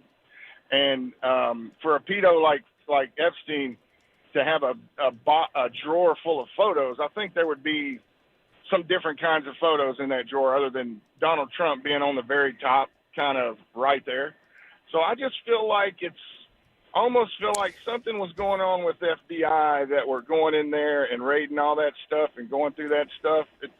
Well, I said, so here's my overall, and Stephen, thank you for the call. I'm going to try to scoot through as many as I can. We've got Tim Burchett coming up at 5 o'clock, and I want to get to as many people that want to talk about the Jews as want to speak on it. And all you have to do is give me a call. If there's one I would love for this guy that was just raking me. There's a bunch of you that are raking me on the super text line. That's okay. But the guy that rakes me, I mean, give me a call. I mean, I'll just get out of the way and let you just rake me live and in person. On the Epstein thing, I predicted 2 months ago, Jackson was here, he can corroborate this, that no one would be satisfied. That if you don't get what you think ought to be there, then we claim that it's already been whitewashed. If we see some things that we don't like, I mean, no one's going to be satisfied because we've already kind of decided in our minds what's going to be in the files. I'm on record as saying that I do not believe that there's much more that we don't know except for some of the names. We know what went on. We know what happened. It's just an absolute disgrace that there are people that are walking around free that should be in jail. And that's what I want to see. I want to see justice. That's all. Justice for the individuals that have been impacted by the violations of the law and the violations of individuals in a sexual and otherwise traumatic physical nature and mental nature. I want those people brought to justice, no matter how powerful they are. Sadly, many of the powerful people in positions of high authority have done everything in their power to prevent some of this information from coming out. As far as what was retracted, I mean, unfortunately, the redactions were baked into the law. They allowed for the redactions to, quote unquote, protect victims. And it feels like some people have taken advantage of that. David is next up. Hey, David, how are you? Hey, Matt, how you doing? Sorry, I was just checking my Gmail account to see if I got any money out of Ryan's bank account. So, I was a little bit busy. There's a quote from Ike back in the day, and it says, "Get it all on the record now, get the films, get the witnesses, because somewhere down the track of history, some schmuck," and I'm paraphrasing here, "will stand up and say this never happened." And I think we're there, sad as it is to say. The fact remains is that where people fail to draw the distinction is that, yes, the Bolsheviks were ethnically Jewish, but by their very nature, the Bolsheviks did not believe in God.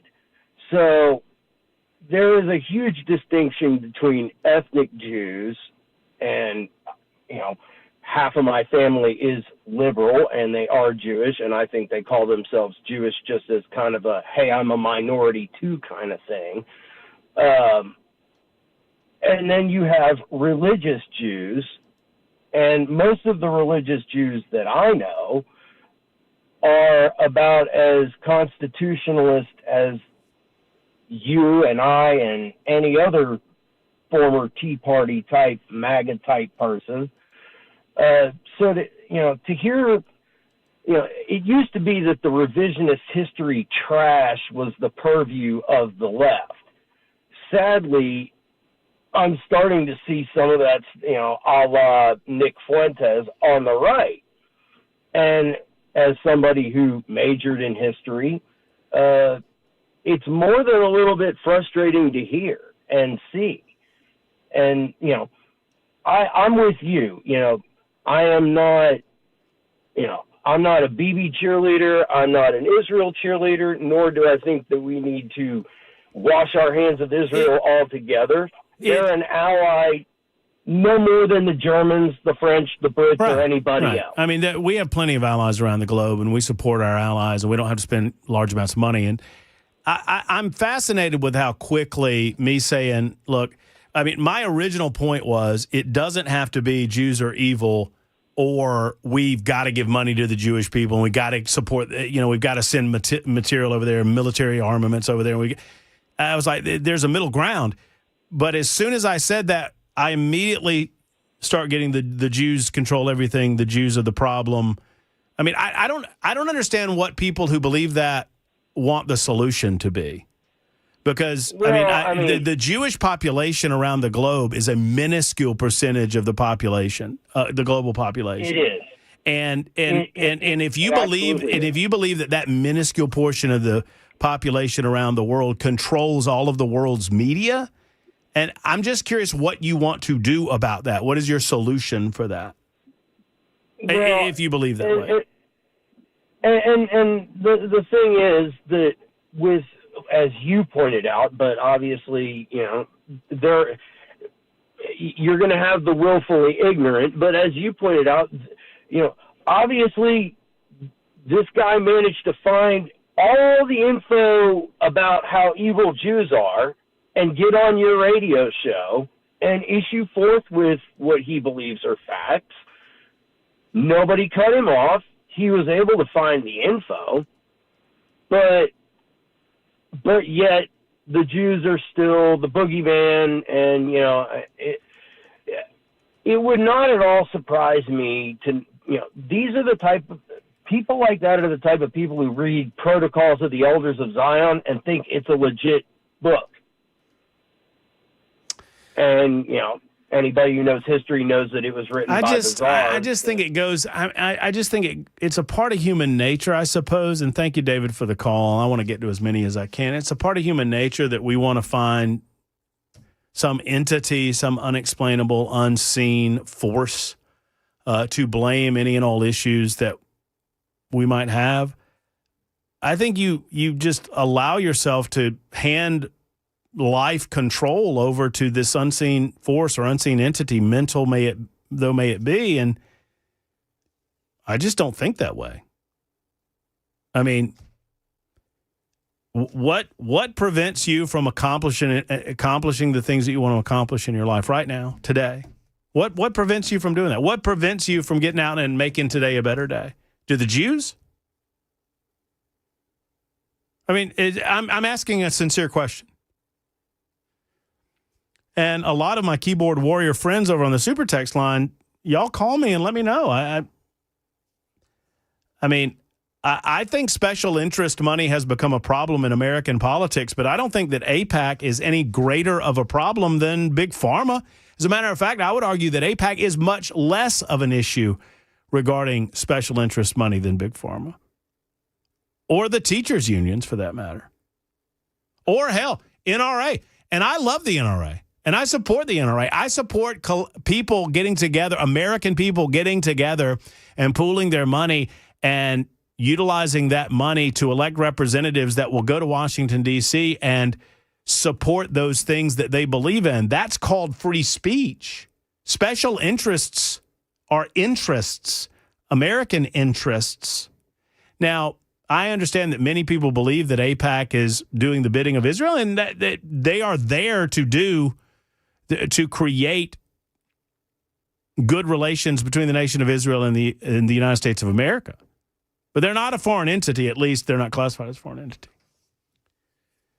So when we talk about special interest, I don't know what to do about that except to tell you that is freedom and that we have to pay enough attention, that we have to make sure that the elected people that we send to Washington, D.C. are doing the will of the people that elected them, not the will of the special interest groups that attempt to influence them. That's called a representative republic. And so the problem there is not the special interest groups. The problem, we, the people, are not paying the amount of attention that we need to pay, which is the reason that this show exists, so that we can pay more attention together. All right, Jerry, what's on your mind?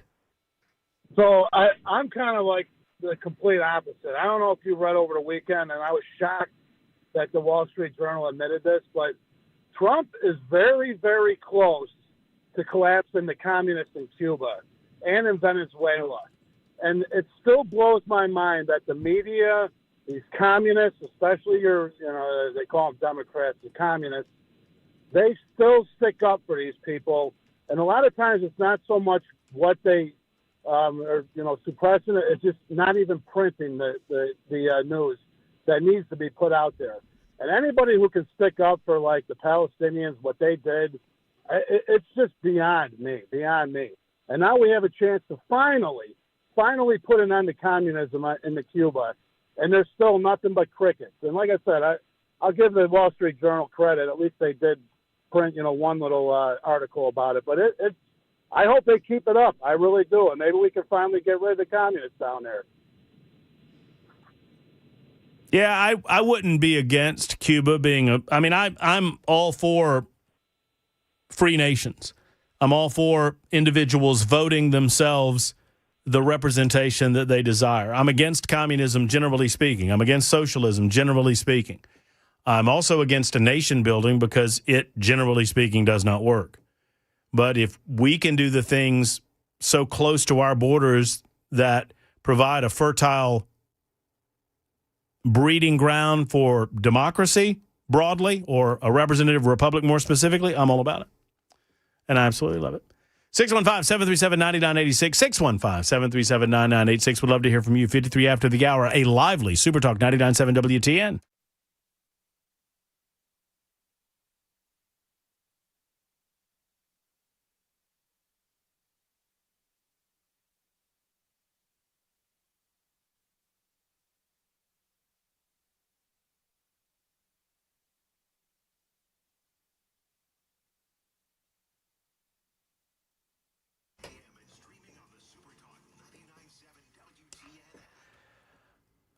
I mean, friends, you need to get to the Glock store for those last-minute gift-giving ideas. You still have a couple of days before the jolly old fat fella comes to the house, and you want him to have good stuff to stuff in those stockings. You can find them at the Glock store. Go online and shop around online. You can even put it in your cart online and then get over to the Glock store and pick it up yourself. For the Glock store, providing incredible opportunities for the Second Amendment lover in your life, whether it's a Glock. I mean, they're called the Glock store, so they're going to have every Glock in stock.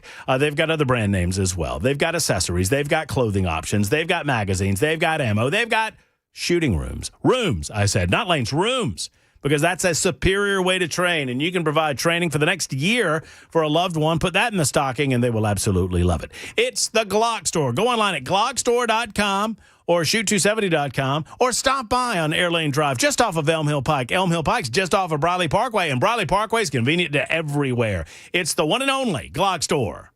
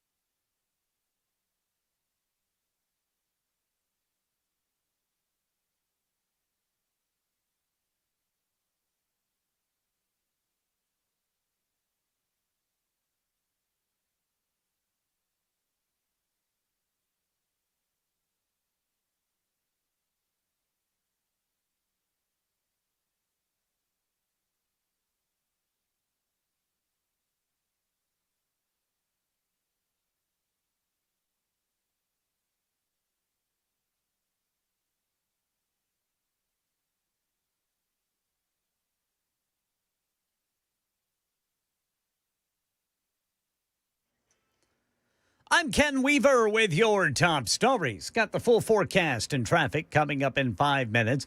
President Trump says the United States military is building a new naval fleet. At an event in Mar-a-Lago today alongside Secretary of War Pete Hegseth and the Secretary of the Navy, Trump said the new addition will be called the Golden Fleet. We're desperately in need of ships. Our ships some of them have gotten old and tired and obsolete, and we're going to go the exact opposite direction. He says this new fleet will revive domestic shipbuilding and strike fear in America's enemies. These cutting-edge vessels will be some of the most lethal surface warfare ships. Trump said it's a counter to everybody, not China. He said we get along great with China and said hopefully the U.S. never needs to use these new ships.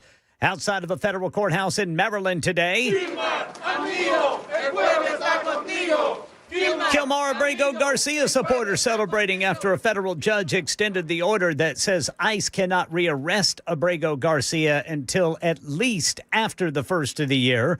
Officials have until next week to clarify their plans for his removal. Abrego Garcia remains on supervised release pending further rulings. He's scheduled to face trial on human smuggling charges in Nashville next month. And members of Congress are talking about the steps they might take in response to the delayed release of the Epstein files. Top Senate Democrat Chuck Schumer says he'll offer a resolution to trigger legal action by the Senate to, quote, compel this administration to comply with the new Epstein files law.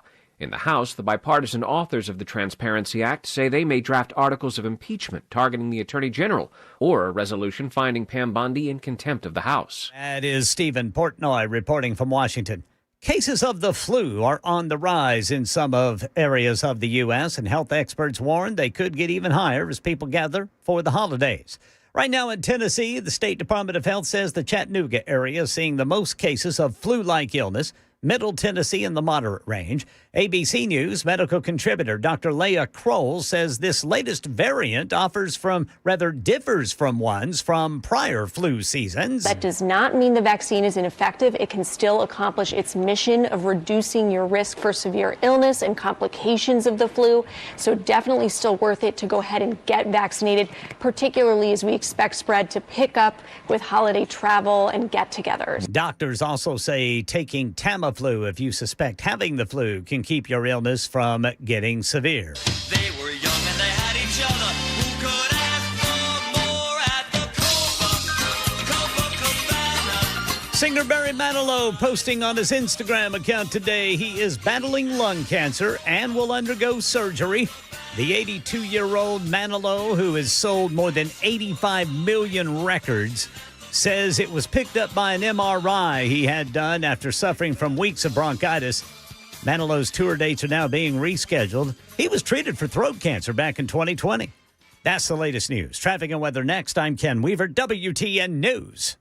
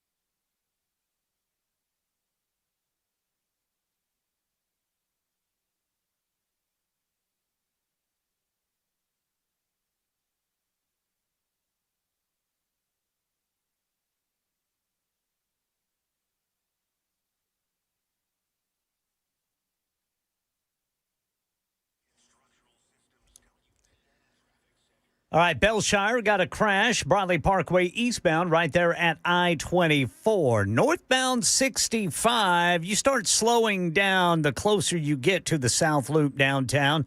Then if you are eastbound 440, you're coming to complete stops once you get to westbound 24, then to continue on to 40.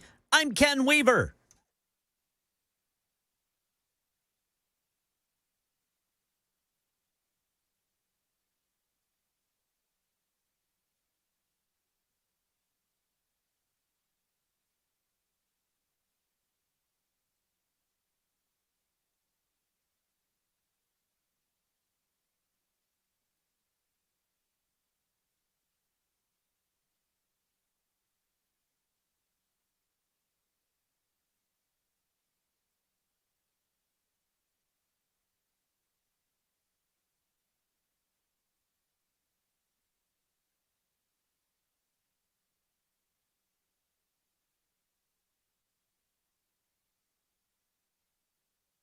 Super Talk 99.7 WTN. I promise I will get to my in and out review coming up just after we speak to our next guest. And then we'll talk with you on the phones, like Mike in Old Hickory wants to tell everyone that I'm a communist. Jeremiah wants to talk about THC and some of the laws going into effect January 1st. We'll get to both of your calls momentarily. Plus, I invite any and all of you that disagree with me about my commentary. I just, I won't rehash the conversation. My entire point was there's a middle ground between believing that the Jews control everything and believing that we should go all in on, wars in the Middle East and all these types of things with money and materials. There's more of a middle ground there. That was my entire point. And for my troubles, you should see what I'm getting called on the super text line. It's quite interesting. Speaking of calling names, let's talk to Tim Burchett. Congressman Tim Burchett is always a favorite of ours, and I don't have any names to call him. I just love talking with him. Congressman, what is going on? How are you, sir? You're a communist controlled by Jewish folks who likes his THC. What can I say? Oh, at least one of those things is true, Tim. At least one. Yeah. And I'll give you three guesses as to which one it is, and the first two don't count. Let me ask you a question, just based on what we've been talking about. I'm being serious. Do the Jews control Washington, D.C.? No. As a matter of fact, they contribute so little to me. It's kind of embarrassing compared to other people. They do this. They print this stuff out, and yeah. I mean, I don't. I'm getting told because I'm trying to have a conversation about how there's a middle ground here, right? Where I can support Israel. I can call Israel America's friend and still believe that we got enough problems that maybe we should keep our money home, right? Well, whereas it feels like, at least on the social media space, it's either the Jews control everything or we need to turn our backs on Israel completely and totally and consider Israel the enemy. I feel like reality lives in a space, and it sure as hell is not on the X machine or on social media.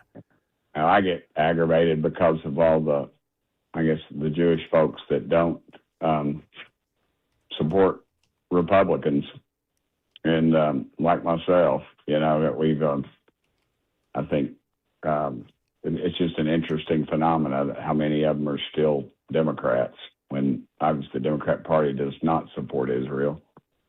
And hasn't, during the Obama administration, I remember they'd make their leaders go out to the servants' entrances, as they called it. They had Jewish president or whatever had to jump over a trash bag to get out, full of garbage to get out of the White House. They just don't.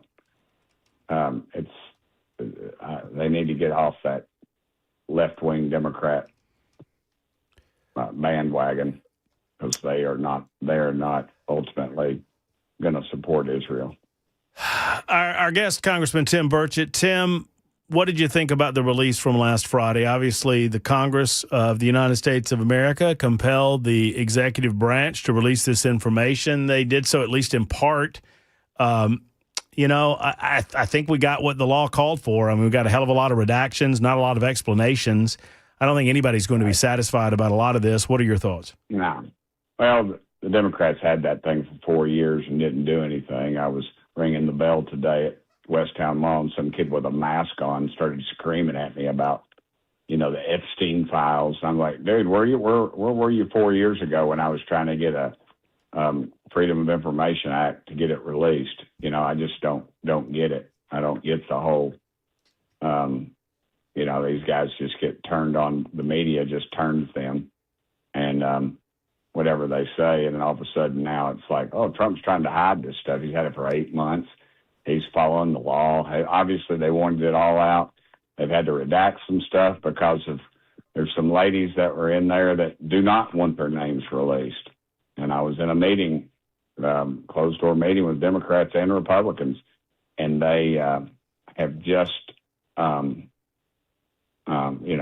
just, that's one thing the media is not putting out. And because you don't want some woman walk out on Christmas Day and all of a sudden you got these microphones and cameras in her face saying, hey, tell us what, you were in the Epstein files, and they didn't want it released. I mean, you talk about how you'll prosecute, or, you'll go after these people for a second time, after they've been abused once and they're going to get abused again in the media. So they're going through the redactions. I think the numbers of pages, it's hundreds of thousands of pages of stuff that needs to come out, and that's just taking some time. I wish they could just done it all at once and just dumped it all, but the reality is you can't do that.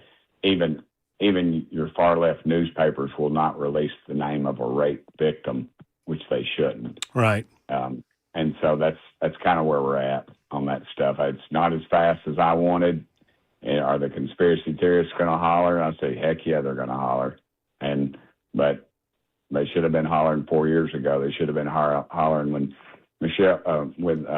Dick Durbin kept Marsha Blackburn from being able to get the flight records from the airplanes, and then acted like on the Epstein flights and acted like he didn't know what she was even talking about. And now all of a sudden he's all about releasing everything. Well, for those guys, I mean, it's obvious that they just want to try to cherry pick information to try to make Trump look bad, right? I mean, that's the nobody wants to hang these people any more than I do.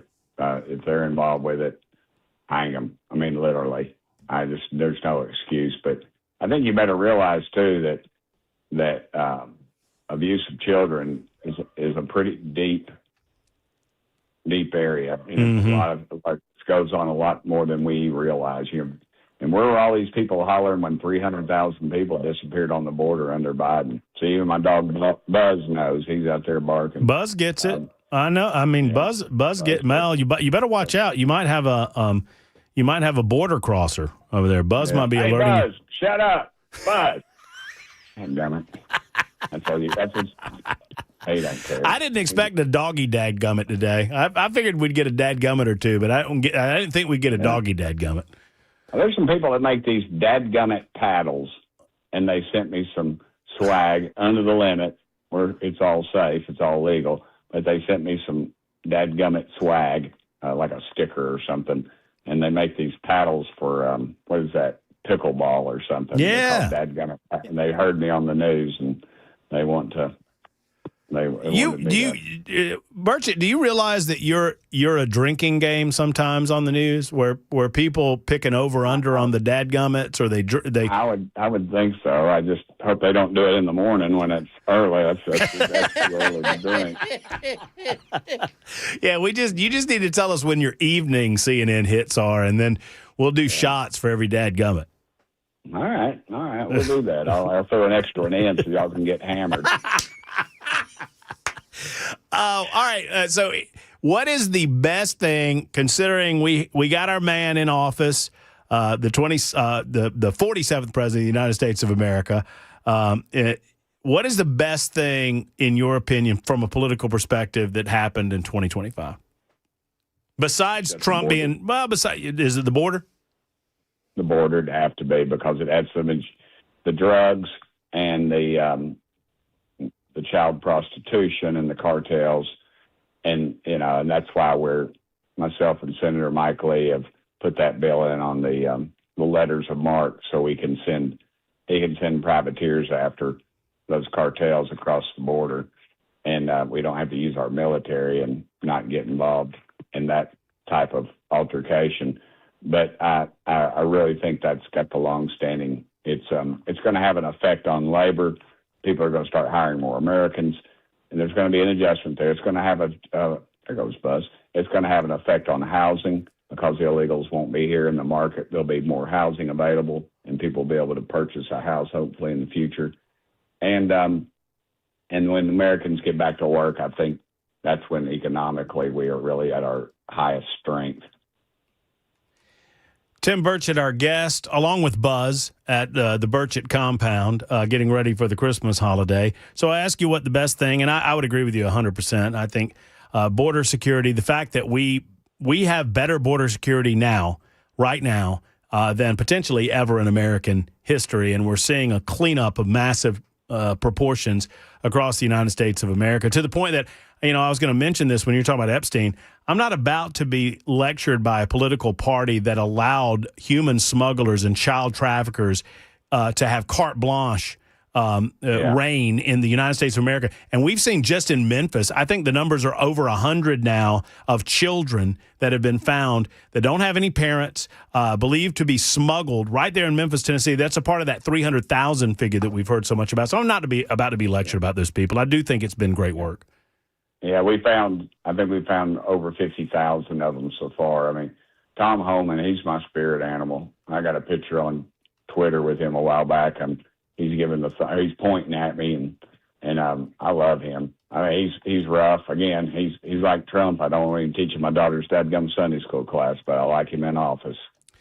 So on the issue of drug smuggling, you know what? I have a difficult time giving a rip when these boats get blown out of the water. I mean, you play stupid. I'm with you. I could give a rip there. We've lost more people. And now people say, well, if they're not bringing in fentanyl, but just fentanyl alone, we've lost more people to fentanyl than we did the Vietnam War. Now they're bringing. Somebody said it's cocaine, Burchett. It's not even fentanyl. I said, okay, look at all the people we've lost in our inner cities to crack cocaine. That ought to be enough right there. These people, and I will guarantee you, nobody's going to do that thing, make that trip anymore voluntarily, and because they know they will get blown out of the water. And there's a 3-tier system that we were briefed on, that every one of those, it's not that many, but it's like 2.5 people die every time they hit one of those boats. And the one interesting thing is just the numbers of, there's a lot more than that. They did not blow out of the water. They just interceded because they didn't have the proof of what they needed. And what they're finding out is they're funding terrorism with this stuff. We better wake up. This is something bigger than just, somebody getting some weed or something. It's funding a lot of things, and they're not fishermen. They're not carrying luggage on those dadgum boats. They're carrying hardcore drugs. They're going to pump into Americans, and this is the way you do it. I told somebody, it's like you got a hole in a boat.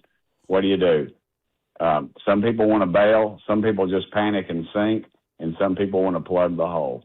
You plug the dadgum hole first, and then you start bailing. Well, we're now. I mean, the question then is, we're now sanctioning the oil. We're sanctioning oil tankers, and I get that. Is there at some point that Congressman Tim Burchett would expect that the president would go to Congress?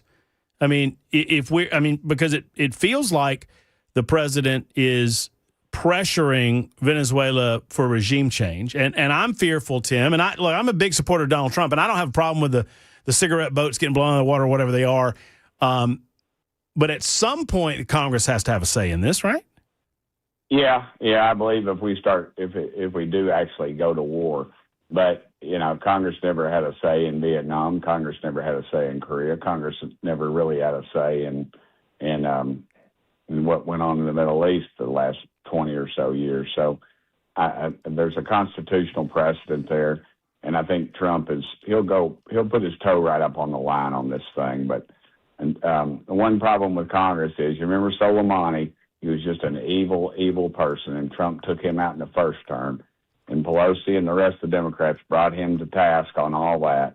They wanted their permission. Well, they'd be out running to the New York Times or one of these other liberal outlets before it ever happened, and those people would just go underground. We found that out in Vietnam pretty well. So I think what we got to just be careful what we're doing, but I think also Trump understands too the economic power of our great country, and that's where our real strength is. That is our strength. And until we get to that, people in Washington, you know, a lot of them really do want to go to war. I mean, they're war pimps. They are portfolio warriors. They see their. Well, I mean, I look forward to the Venezuelan people finding a way to facilitate regime change, and we can support that in a way that. I mean, I think there's a fine line, and I don't want to fall over into trying to build nations because it oftentimes it just results in disaster, and we've seen it. I agree. We've seen it. I agree. So if the border security is the best thing in 2025, what's the biggest disappointment for you from a political perspective that we weren't able to get done? Those executive orders that Trump's put in, I think that those Congress has got a 3-person majority. We ran on our agenda. Trump ran on his agenda, and he had one of the largest wins in modern history for a president national election. And I think we need to see that, talk about that. I actually had a very nice conversation with the Speaker of the House, just me and him, and discussed that, and he agreed. And we're going to come out swinging in the new year. I think you're going to see, the Democrats are going to talk about the shutdown. Nobody cares about the stupid shutdown. We want our pizzas in 30 minutes or less, and that's about our dadgum attention span. And I'm just as guilty of that as anybody else. And we're not, nobody's going to talk about that. We need to start moving ahead with those executive orders and going after bad people and putting America first, business-wise, economic-wise, militarily, and everything else. And we need to move ahead with all this stuff because I just think we're going to miss the boat if we don't. We'll lose our country if we don't because America's not going to be very positive about what's going on. I agree. Unless we do that. What's your biggest hope for 2026? I mean, we got to get a lot done in a small amount of time because I fear by April or May, we're going to talk about is the midterms. What's your hope for the beginning of 2026? I mean, appropriations bills. Can we see any action on that? I don't know. Everybody gets worked up over that stuff. I wish we'd change our rules and be more like Tennessee and pass I got a dadgum cat in here. That cat, I swear it's the craziest cat I've ever seen. What's the cat's name? I don't. Hey, what's that cat's name? Nova. Nova, like the Chevy Nova. Oh, okay. All right. Buzz. So you got Buzz, and Buzz is just letting the cat hang out there? I mean, come on, man. Buzz is a rescue. Buzz doesn't have a lot of sense. He's just Buzz. When we got him, he'd never been on grass. And and when we got him, my daughter was like, she said, Dad, when she was little then, she said, he's like a rescue because he's I don't know. We got another one named Charlie. He's just a spoiled brat. But Buzz, she said, Dad, he's a rescue. He said, can you talk to those people and see if we can, we were like, I don't know what you call it, a foster child. We were a foster dog. And that's just, and I found out that's just a dadgum racket. All they do is get you there and you get hooked on the dog. And of course you're going to keep the dadgum dog. And so I called the people and she said, Dad, can you talk to the people and see if we can keep Buzz? And I said, honey, I'll pray about it because I don't know the rules. And sure enough, they said, yeah, you can have him. So we got Buzz too. And he poops in the dadgum floor. I stepped in it last night. I about went through the roof. But dang. Anyway. Burchett, you got problems over there. Good gracious! No, I don't. You got people. Hold on a second. Somebody asked me. If they ever caught the two thugs that were trying to use your driveway as a toilet. Yeah, they got them. Did they? Good. That's good. At least you don't have to worry about that. No, we got that going for us. But they didn't realize where it was. They didn't realize every square inch of this property is on a camera somewhere. I spent a fortune on that. It's hard to feel good. Anyway, it's hard, Burchett. It's hard to feel good about the holidays when you're stepping in poop. That's all I'm saying. I don't.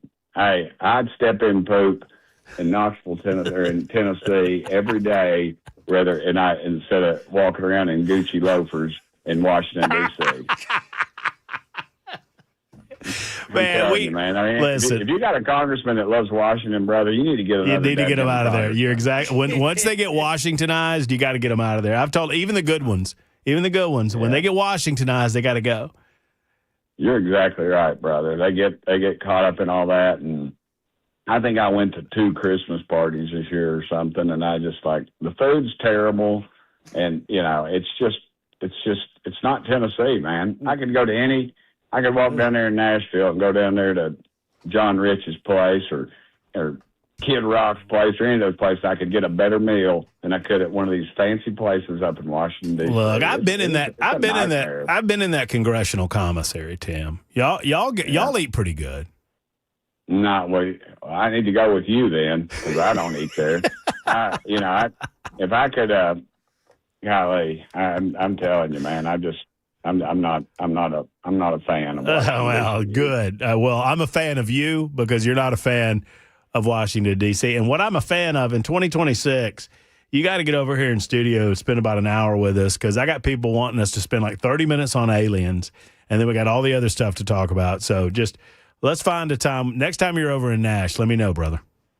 All right. I finally was told last week in a meeting about the president that he was kind of on a need to know on some of that information. So if that tells you anything. Well, that makes me feel good about the way our government works. Yeah, it should. We don't trust any of these people, any of them. Well, hey, give Buzz a treat when you get off the phone, okay? He deserves it. He got on to me because I give him always, if we're eating pizza or something, Buzz, I'll slip down and give him a little piece or something. And I gave him some of these molasses cookies, and apparently I'm not supposed to do that either. I don't know. Well, there you go. Tim, that's why you got the poop on the floor. You're serving molasses cookies, brother. My buddy Brian Mabry, he was the original roadie for the original Leonard Skinner, and he told me that one of the guys they had to get on the roads, had to sell their dog, and the guy said, and so or give it away. And some guy came to pick it up, and he said, "What do you feed that dog?" And he said, "Whatever I'm going to eat." And he said, he was the guy who was wanting to buy the dog in front of me, and he said to him, he says, "Well, what do you eat?" And he said, "Steak." so the dog, there's a guy working for him in their truck. The guy gets in the back of the truck, and they put the dog up in the cab with the new owner of the dog. So there you go. And Tim, drives off. He said, "This is the funniest dad." Before we let you go, I'm very late. I'm in trouble. But what are your donkeys? You got donkeys, right? Yeah. What are their names? Yeah. Did you name them? Yeah. Hey, honey, what's the name of those dadgum donkeys? Lily and Daisy. Uncle Randy just walked in. It's not Lily and Daisy. Lily and Daisy. Oh. Rose passed away, but anyway, I'll tell you what. I would eat at Arnold's in Nashville, Tennessee. I'd get roast beef and double green beans, and they got this chocolate pie. It's got like hot pepper in it or something. It's unbelievable. I would eat there every day of the year. I mean, there's nothing like that in Washington, D.C. Now you got me really ticked off. I'm glad I'm not having to go back for a few days. Have a great Christmas, Burchett. We appreciate you. You're one of the joys of our 2025. We look forward to many conversations in 2026, brother. Love you guys. Keep it up. Let's keep fighting. As my daddy prayed that one time, Lord, please don't let us lose our country. Give Buzz some pizza crust. I'll see you, okay? All right, see you, brother. Take care. There's Burchett. All right, I got to go. I'm very late. I apologize. It's 28 after the hour.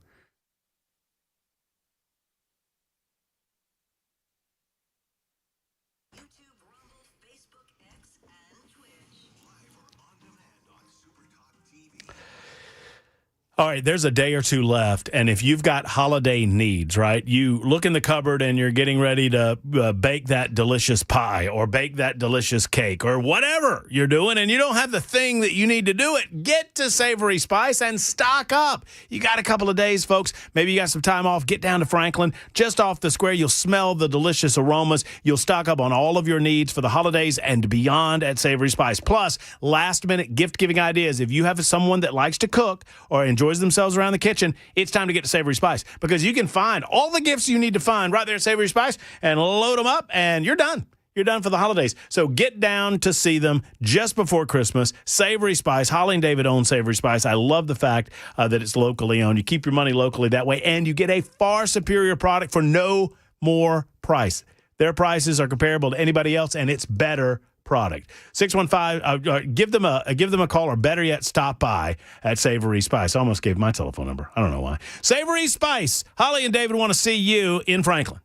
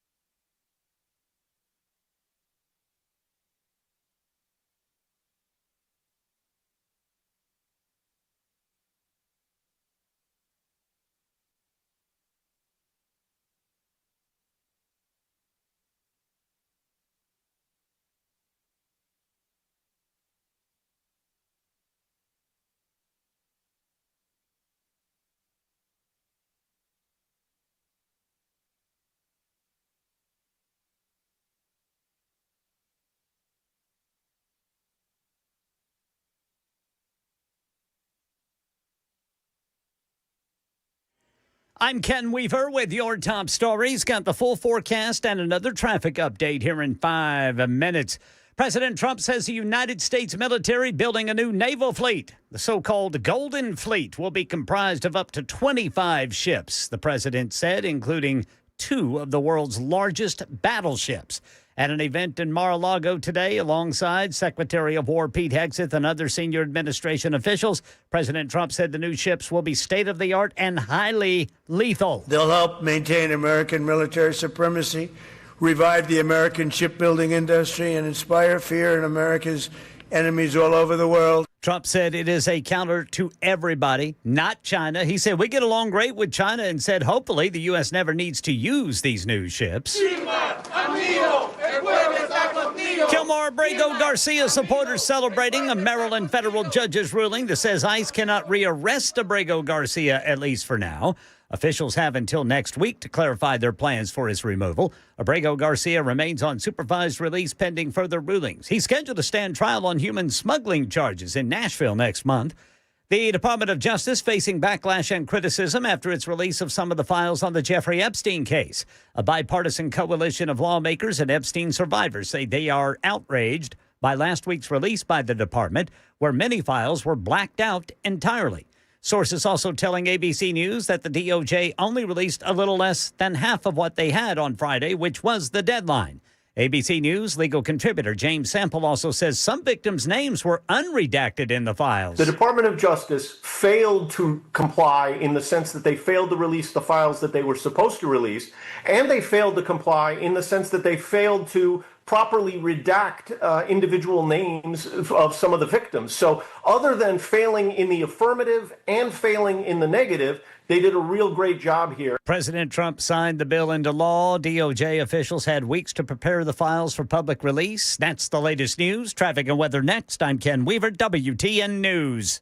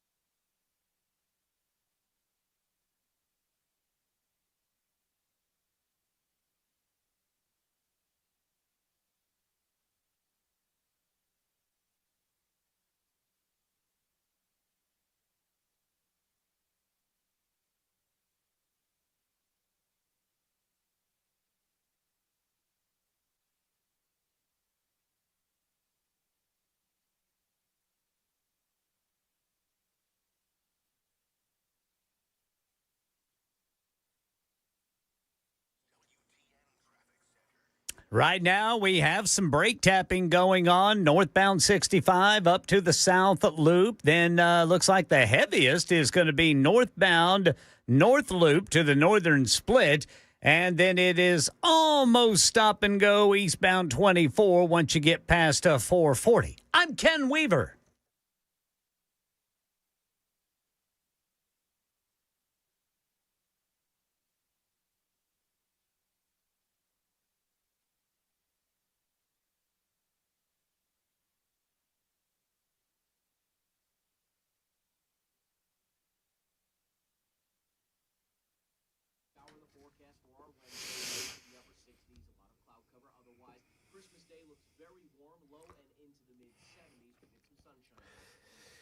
Whether you pay by the visit or enroll in the Smart Care plan, Grace Point Healthcare is smart for 2026. Then you always know that you're getting exceptional care at an affordable price.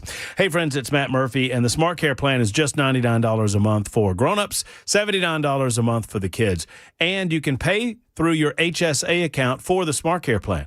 And that means you get unlimited office visits throughout the course of the year, plus free basic labs and diagnostics. That's a smart way of doing business. Plus, you know exactly what you're paying up front at Grace Point Healthcare. There are never any surprises, and they get to the root cause of the issue. They want to treat root causes, not just symptoms. That way, you get sick for the long term, rather, you heal the sickness for the long term rather than just for the short term. If you're feeling fatigued for whatever reason, or you've lost a step, it could potentially be food allergies or some underlying cause. So if you're just treating the symptoms, I would humbly say you're not doing it the right way. Grace Point Healthcare, they are truly exceptional medicine at your convenience. Call them today and schedule an appointment. Located in the heart of Franklin, 599-6868, 599-6868. Modern medicine delivered the old-fashioned way at Grace Point Healthcare.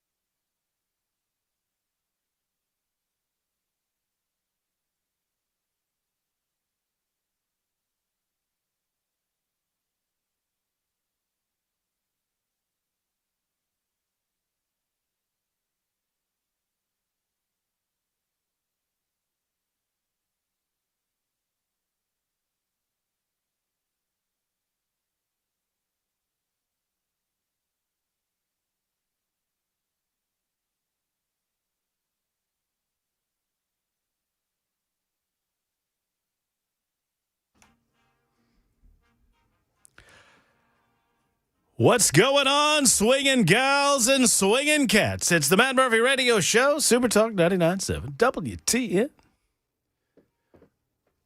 What's that? You know, I almost slipped into a little Tony Bennett. What's going on? Tony Bennett, dated reference lost on younger listeners. That's pretty good right there. Oh, thank you there, Ken Weaver. How you doing, swinging cat? I'm doing all right. Nice to see you. You sound like Alec Baldwin trying to do Tony Bennett. Thank you. Most of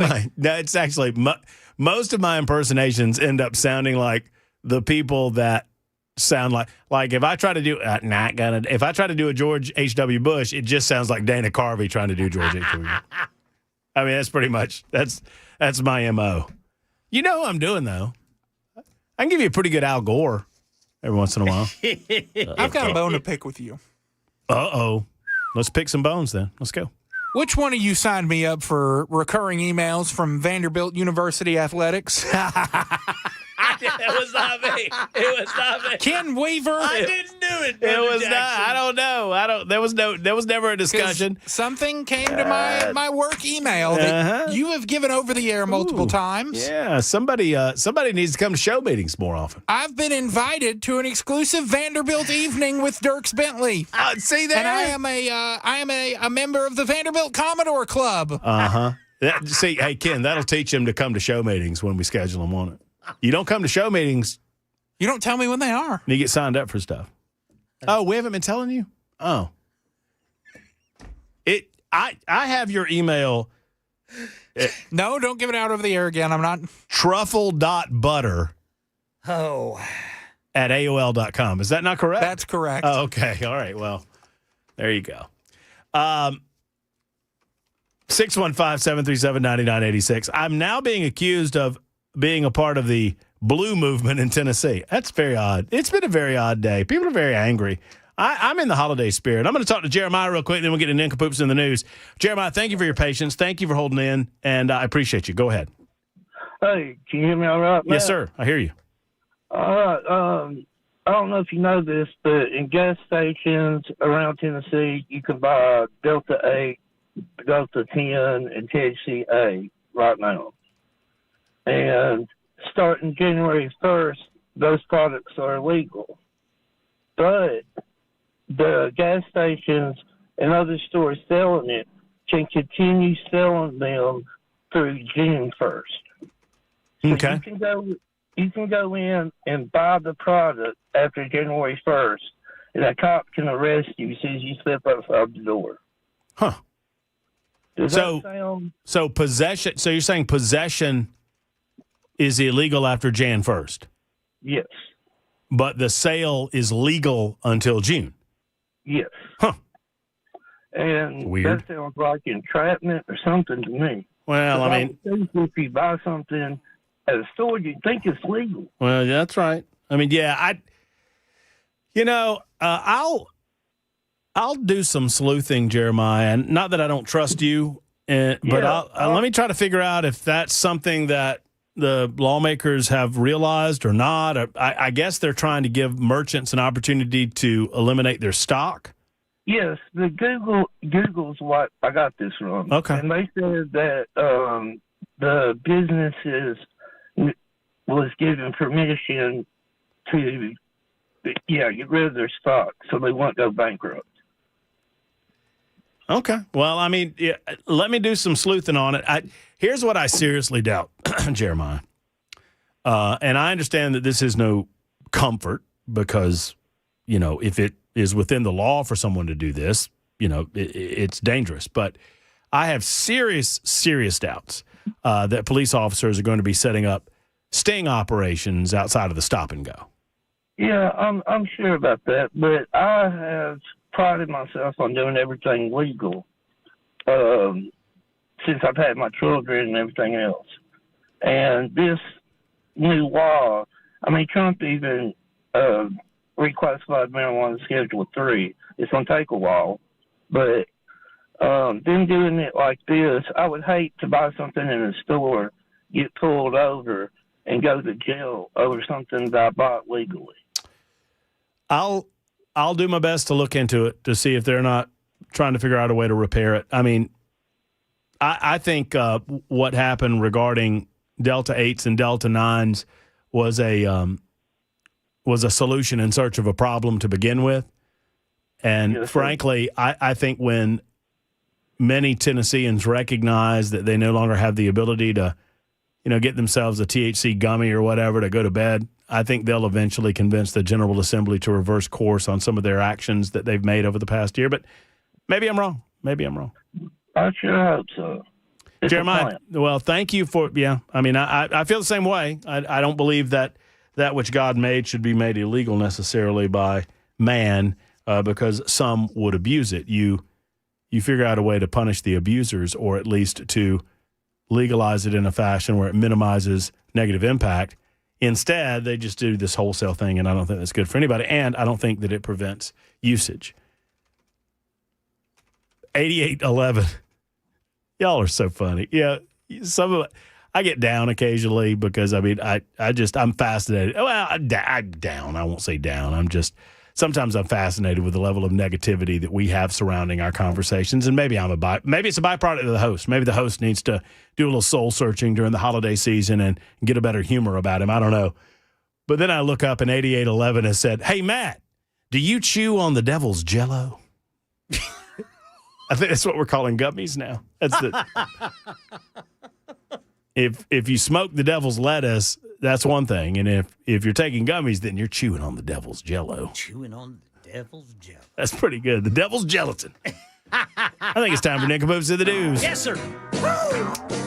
Oh yeah, Weaver, big winner last week. Yeah. Oh yeah, big winner last. Look at that trophy. Look at that trophy. Looky there, boy, right here where it belongs. Let me tell you, I screenshotted Weaver with the crown on last week, and he looked good, y'all. He looked good. He looked like something out of he did kind of look like a skinny Henry VIII, honestly. I think he looked like the sidekick in Bad Santa. Okay, that's fair, too. One way or the other, he was the big winner, and we'll hold because we got a limited week this week. I'm out next week, so Weaver officially will hold the trophy, the Nincompoops in the News Wellness Institute of Nashville trophy until 2026. Yeah. All right. You got it until 2026, Ken. Yes, sir. How about that? I like it a lot. I don't know who won on Friday. I think Jackson's going to say Jackson. I won on Friday. Okay, Jackson. We'll give it to you. What's your nincompoop? It better not be about strippers, because that's mine. It's not. Okay, good. A nudity dispute in Phoenix, Arizona. In the Pinal County. Pinal County, Arizona. What? Pinal. How would you say that? It's Pinal. That's Pinal. Pinal County? Either Pinal or Pinal. I'm going penal. Penal is like penal code. Well, that's part of it, Matt. The Pinal County Sheriff's Office has declined to arrest a 76-year-old man who was sunbathing naked below the waist in his driveway, citing deputy discretion and the man's age. Man, poor Donnie Self is sitting somewhere listening to this radio going, wait a minute. I wasn't in Arizona this weekend. Somebody needs to call BJ's Hot Chicken and tell them that. Anyway, go ahead. A deputy responded to a call in the Johnson Ranch neighborhood on December 19th. Wait, what'd you say? Johnson Ranch in Pinal County. On December 19th, where he witnessed the man partially nude in public view, according to the sheriff's office. The man explained he was attempting to sunbathe. The unidentified man reportedly told the neighbor that his backyard did not receive enough sunlight, so he went down with no pants on in the front yard. On December 19th, Pinal County Sheriff's Office received a report from the Johnson Park neighborhood about an elderly man sitting in his driveway, exposing himself without any underwear. A deputy arrived and talked to the 76-year-old man, who said he would not do it again. The deputy called Adult Protective Services to further investigate his mental state. No legal victims wanted to press charges. A neighbor who reported the incident said she did not want to press charges yet because her intention was not to have an old man go to jail, the sheriff's office said in various statements. When this news station in Phoenix, Arizona asked why the man wasn't charged with a crime if the deputy saw him nude, he said he used his discretion to not take an old man to jail. Arizona Adult Protective Services will be looking into his mental state further. Hello, Lebanon. Oh, they have a picture. Look, he's blurred out, Ken. Wait, what parts blurred out? All of him. He is wearing a navy, appears to be a polo, and Winnie the Pooh in it, as the kids may say. Could you please send this? Winnie the Pooh in it. Could you please send this story? I don't know who's currently representing Donnie Self, but I think his attorney needs to see this story because you could cite this as an example of precedent. Well, he only did it once. Donnie did it 4 times at this point? I don't Allegedly. know. Yes. Thank you, Ken. Allegedly. Yeah, that's out of Pinal County, Arizona, in the Johnson Ranch neighborhood. What was his name again? Richard what? They didn't give his name. He's not identified. Oh, I thought you said his name was Richard. Might as well have been. My bad. Richard Peters. Hey, Ken, what you got over there? You got a nincompoop?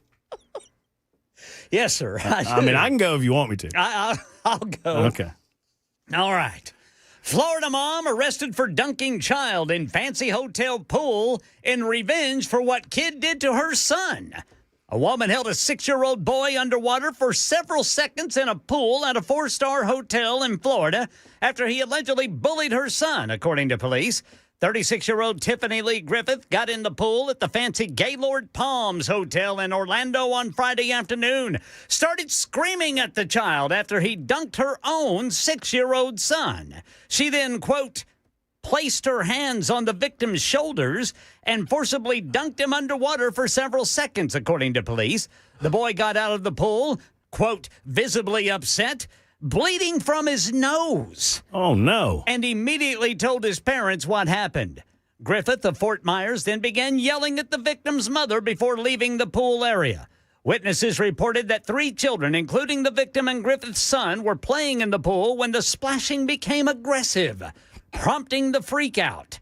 She was arrested and charged with aggravated child abuse and booked at the Osceola County Jail, where she is being held without bond. She is, my friends, a nincompoop. Just because another kid dunks your son. Yeah, you don't get to. You don't jump in the pool and attack the other kid. No, it's a bad look. It's a bad look. What was the kid doing? Now look. Now she's in jail. Right. It reminds me of, have y'all, for some reason, this reminded me, the Kevin Hart bit about his buddy telling me that his daughter's phone had a little boy's junk on it. And he's like, ooh, what are you going to do? He goes, I tell you what I'm going to do. I'm going to go down to that school and I'm going to find out whose junk it is. And Kevin Hart's like, I don't think that's a good idea. No, sir. I don't think it's a good idea for you to walk into the school with the 7th graders and start pulling people's pants down. I don't think that's a good idea. I don't think it's a good idea, ma'am, for you to respond to a child by acting like a child. Right. No. Now you're in jail. Now you're in jail. And you're a nincompoop. Yes. And even worse than being in jail, Ken? What's that? You're on Nincompoops in the News. Right here in Nashville, USA. That's right. All right, final nincompoop of the day. I don't really know who the nincompoops are in this story, but I think there's enough to go around. Headline, strippers are now the #1 donor of toys to Children's Hospital in Portland, Oregon. And they've broken their own record this year. Over the past 14 years, Portland, Oregon area strippers have donated $183,000 worth of toys to the Children's Hospital in their area during their annual toy fundraiser, which is called Tatas for Toys. This makes them the top donor of toys to the hospital. I think the people, well, I don't know who the nincompoops are. Y'all got to figure it out. The 15th annual event held Tuesday night at the Alberta Rose Theater broke previous records, making it rain some $60,000 in donations. Goodness. A tradition started by comedian Aaron Ross, the very first Tatas for Toys, raised only $500. But now the North Pole Dancers, as they're called, have even more to show off. Portland showed up for kids at Tatas for Toys, said one attendee. The money raised at the annual event is used to buy toys from local Portland businesses. I guess you don't bring a toy and throw them at the dancers. You give them money and then they go buy the toys. They go buy the toy. This event kicked off with a chant led by Ross and the co-host. We're number one. We're number one. So strippers are the number one children's hospital fundraiser in Portland, Oregon. Once again, I don't know who the nincompoops are, but there's a nincompoop. I don't think there's an nincompoop in that story. I believe you're disqualified. I think that's just a great cause and a great idea. The people that are allowing the strippers to become the number one donors, the rest of Portland, Oregon, those are the nincompoops. You need to show up and show out. Get in front of those strippers. Don't let those strippers take it all off, etc. I got an extra nincompoop. What do you got? Matt Murphy. Why? Hasn't paid off. I'm coming. It's coming right now. His In-N-Out Burger review. I got an In-N-Out Burger review coming. And Ken Weaver looks like he's about to dance on the trophy. Like he's participating in, what was it called, Tatas for Toys? Yeah, Tatas for Toys. Y'all vote early, vote often. Vote Jackson, vote Ken, or vote right. Vote Matt Murphy. Super Talk 99.7 WTN. My full-throated In-N-Out review is up next.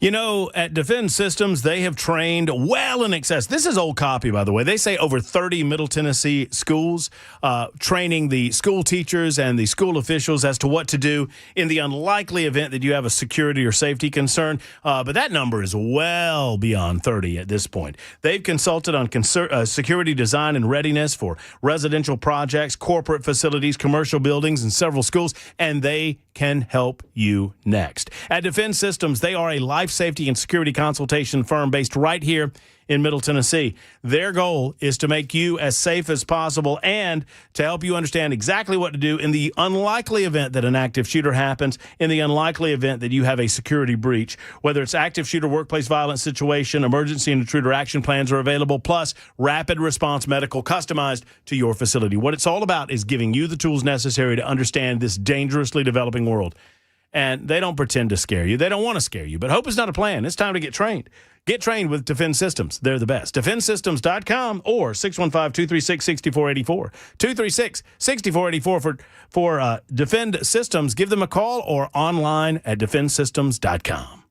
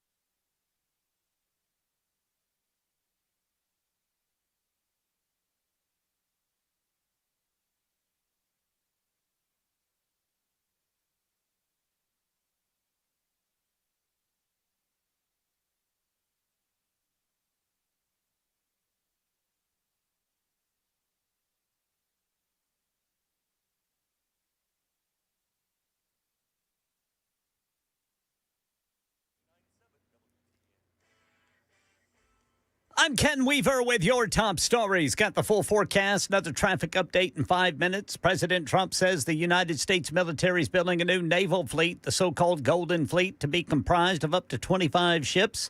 President Trump said all state-of-the-art, highly lethal.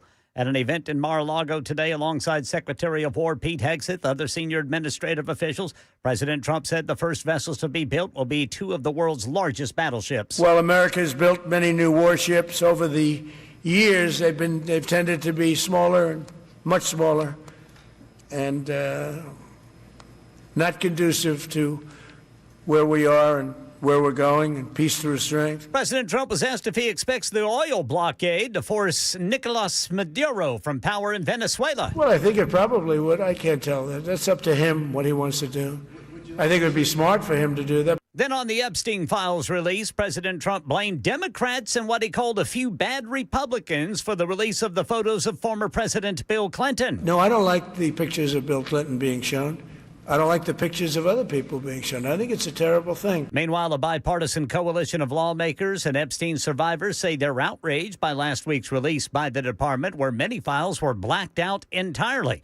Sources also telling ABC News the DOJ only released a little less than half of what they had on Friday, which was the deadline. House of Representatives Thomas Massie and Ro Khanna also planning to draft legislation that would hold Attorney General Pam Bondi in contempt. ABC News legal contributor James Sample explains why that's significant. The purpose of inherent contempt, the purpose of contempt motions even in court, is not punishment. It is to incentivize compliance. And the purpose of the Khanna and Massey effort to pursue inherent contempt is to force the Department of Justice to comply with the law. Kilmar Abrego Garcia remains free after a judge today extended a block on ICE detention. His supporters celebrated.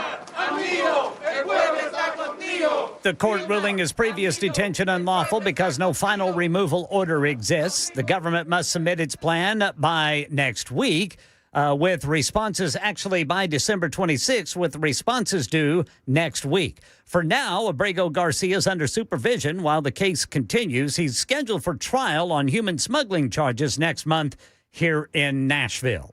That's the latest news. Traffic and weather next. I'm Ken Weaver, WTN News.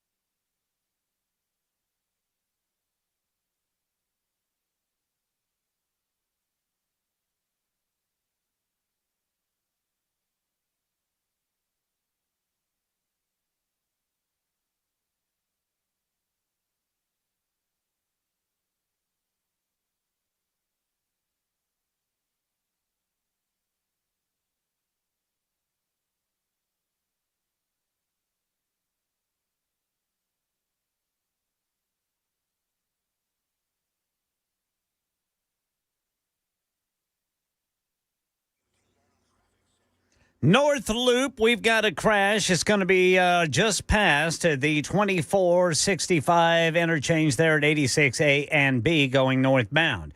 Then over by the airport, we've got two crashes. One of them is Donaldson Pike, just south of I-40. The other one, I-40 eastbound at Briley Parkway, exit 215. In Woodbine, a wreck, 24 westbound past I-440. I'm Ken Weaver.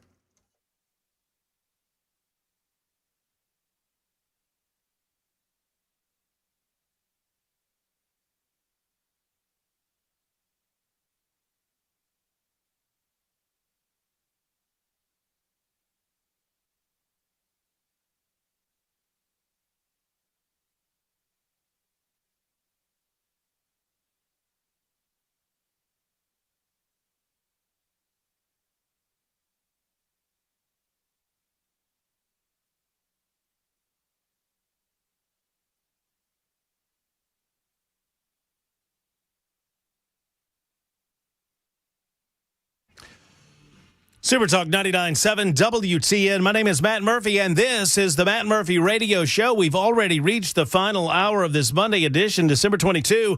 Welcome in. Merry Christmas. Hope everybody's having a good week. I think many of you are off this week. If I had to guess, I hope you are able to spend time with family, friends. Hope you got big plans over the course of the week. Got big plans for the holiday. You got big plans for the holiday there, Jackson? Gonna hang out with the family, and then I'm going to the Music City Bowl. Huh. Music City Bowl. Did you get a special deal on tickets through the Vanderbilt website? Did not. They're going to the ReliaQuest Bowl. It took me all of Ken Weaver's newscast to convince Jackson that I was not responsible for any of that. I am not in any way responsible for adding you to the Vanderbilt I don't know what it would be, alumni website or whatever it is. I was not responsible. So if Ken Weaver didn't do it and I didn't do it, then a loyal listener did it. And I thank you to any of you loyal listeners. Okay, I've been promising the In-N-Out. So Ian and I went to In-N-Out Burger yesterday. Went yesterday morning, got in line at 11:20. The line was fairly lengthy out into the parking lot, but it moved very swiftly. We decided not to do the drive-through thing. We did the inline thing, and we actually scored when we were waiting on our food because they make the food fresh. If you've never been, let me give you my full review. Did you get merch? I did not. We got a couple of stickers, but I did not buy merch. No. You didn't bring me a sticker? No, we got 2 stickers, one for me and one for E. None for you. Sorry. Should have asked for a third sticker. Maybe so. I was not sticker responsible. I was getting ketchup. So it's a great looking place. It has a great style to it. Obviously, if you've never been, and I know those of you who have been many times, this is obvious to you, but it's not obvious to me. I mean, everybody's dressed. I mean, it's almost kind of a 50s-esque or 50s-esque style. They're all in white. They got the paper hats or caps on. They got the aprons that, they've got the big, and I have a hard time believing that these are actually functional. I think they're just for looks, but big old bobby pin on the back of the aprons, like they're pinning the aprons on. But white slacks, black shoes, white top, and then the hat. I mean, very well appointed. They are very reminiscent in terms of how they approach their customers to Chick-fil-A. And I don't know if they like being compared to Chick-fil-A in that way or not, but that, for somebody that's been to Chick-fil-A before and they go over the top, my pleasure and all that, they seem to be going out of their way to make it a pleasurable experience for the people that were there. And I'm certain that is, something that every In-N-Out burger carries with it. How long was the wait? So we got in line at 11:20, and I want to say we got to the front probably 10 till noon. So we ordered at about 10 minutes until 12, got our food at 12:05. That's not bad. No, I didn't think so. I mean, considering the amount of people, it was moving very swiftly. Did you have trouble finding a table? We did not think we were going to get a table, and E scored one while I was doing something. I was waiting for the food, and somebody got up, and she scored it. So now we got lucky in that regard. Take us through your order. Okay. And Miss E's order. So those that don't know, it is very pleasant when you walk in, and it's basically 4 things on the menu. What's the smell?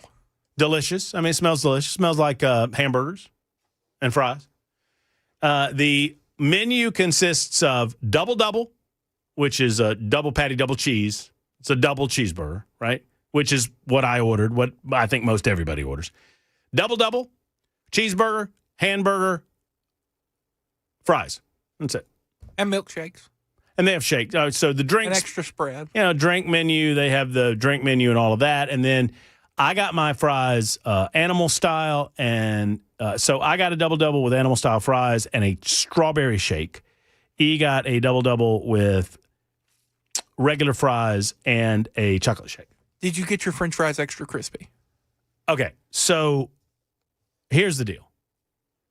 No. Okay. So. Well, the fries sucked. Yeah, you ordered the fries wrong. What? So several people, because I said this online, several people said this to me, that I ordered the fries wrong. I ordered fries. You ordered animal-style fries, extra crispy? No. I ordered, so both sets of fries. Look, the burger was good. I'm not trying to get in a fight with In-N-Out people. I'm really not. And you're trying to bait me into a fight with In-N-Out people. And I'm not trying to get in a fight. I don't understand, because that's the reaction that I got online when I gave my review online. I said, it's a good burger. It's a good burger. I don't know. He said great burger. I said good burger. I don't know that anything could possibly live up to the hype that people deliver for a fast food hamburger or a better than fast food hamburger. I thought it was a good burger. It's not the best burger I've ever eaten in my life. It was better than a fast food hamburger is going to be because it's made fresh and it's made from fresh ingredients. So good on them. That's great. The burger was good. How's that spread? I mean, the spread is delicious. I don't know that it's exactly, Mandis immediately said it was Thousand Island dressing. And Mandis from California, he would know. I don't know that I would call it Thousand Island dressing, but. Was it tangy? It was. It was like a tangy Thousand Island. For those who don't know, animal style is on your fries, you get cheese and some of that delicious tangy spread and grilled onions on top of the fries. So I said that the fries weren't that good, and I stand by that. And then immediately people were like, well, did you order them well done? And I'm like, well, no. And they were like, well, you didn't order them right. So they're intentionally serving sucky fries unless you know the secret? That's how you join the cult. Oh, I guess so. Well, I didn't know the secret. And I just ordered some French fries, and they weren't very good. And I'm not saying that it's a deal breaker. I'm not even knocking it. I'm just saying that the fries weren't very good. That's all. That's all I'm saying. I bet that. Did you get your burger animal style? No. I just got the regular double. Double with just regular onions, not grilled onions. Because they ask you regular grilled, and I got it regular. TB says animal style sucks. Onions are horrible. 4460, did you put salt on your fries? If people don't salt them, they usually don't taste like the fries. I did put salt on my fries. Yeah, I always a little salt, a little pepper. I try them first, of course. You try the food before you salt it, but I did salt it. So, I mean, overall, great experience. The experience of In-N-Out is it's understandable that you think you're dealing with fast food, and it's a very pleasurable experience. They make it to order, which is obviously part of the reason why it tastes better. Nothing's ever frozen, which is part of the reason that it tastes better. Good burger. Fries did not impress me. Maybe I'll know the special way to order them next time around. Did you know to order them special when you went? I did not, but I've learned since. Okay, so I'm planning to join the cult in Lebanon. Okay, so when you first ordered the fries, you didn't think they were very good? I haven't had the fries. I've had the burger. Well, I just don't understand. If everybody goes, oh, you have to order them this particular way in order for them to be good, then why don't they just cook them that way for everybody? I don't know. I haven't had the fries in like 10 years. Yeah. I think I probably thought the same thing. The fries were fine. So 2372 wants to know. So it's a cut above a fast food joint. It's not really a fast food joint. It's more of a diner because they make it to order and they don't freeze things. So several are asking. So which is better, Five Guys or In-N-Out? The fries are better at Five Guys. Although Five Guys fries, I mean, I don't mind a soggy fry. I mean, I get what you're doing. I mean, I understand what you're doing. I don't have to have a crispy fry. Got to have a crispy fry. But these there was some these were like they tasted. Once again, this is going to come off negative. The overall experience was good. The hamburger was good. That's why you go for the cheeseburger. But the fries tasted old. They did not taste. I don't know. I'll order them different next time. Five Guys fries are better. Five Guys burger is just different. It's a greasier burger. And they don't have any sauce. Five Guys? Yeah. Everybody loves the sauce at In-N-Out. And the sauce is good. Yeah, I think sauce is so important. Yeah, I get it. That it makes In-N-Out the better burger. I get it. And, some of you are offering your thoughts on all of this. I'm glad that it's fresh. My 8335 says, I absolutely love In-N-Out. I just like them playing and I just like them playing and normal. Oh, plain and normal, I would guess. They are the only fries that I will not put ketchup or any other sauce on.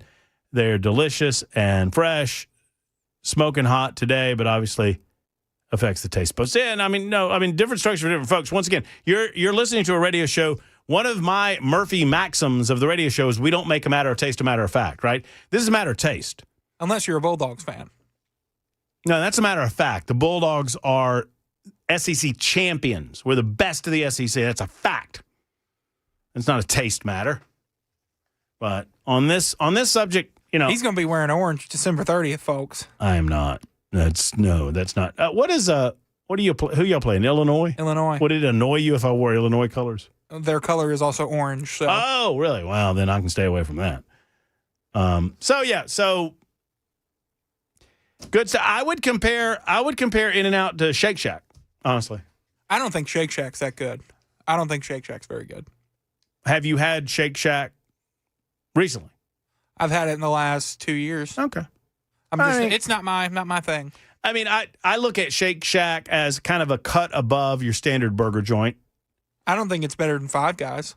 I think Five Guys is I put like Wendy's and McDonald's and no offense to any of these places, they are what they are. I'm once again, I'm not trying to, but like Burger King and Wendy's and McDonald's and those joints are different than Whataburger's somewhere. I think Whataburger's better than Shake Shack. I was not impressed by Shake Shack. Really? I haven't had it the last time I had Shake Shack was in Washington, D.C. I haven't had it in a long time. I just remember being impressed by it. And for some reason, my mind put Shake Shack and I had the one here, and I just wasn't a big fan. Yeah. Is that downtown at the in the food mall? No, I think it was the one in Green Hills. Okay. So there's the review. Burger, good. Shake, delicious. Shake, tip-top. Fries, not so much. And that's your meal review on the Matt Murphy Show on Super Talk 99.7 WTN.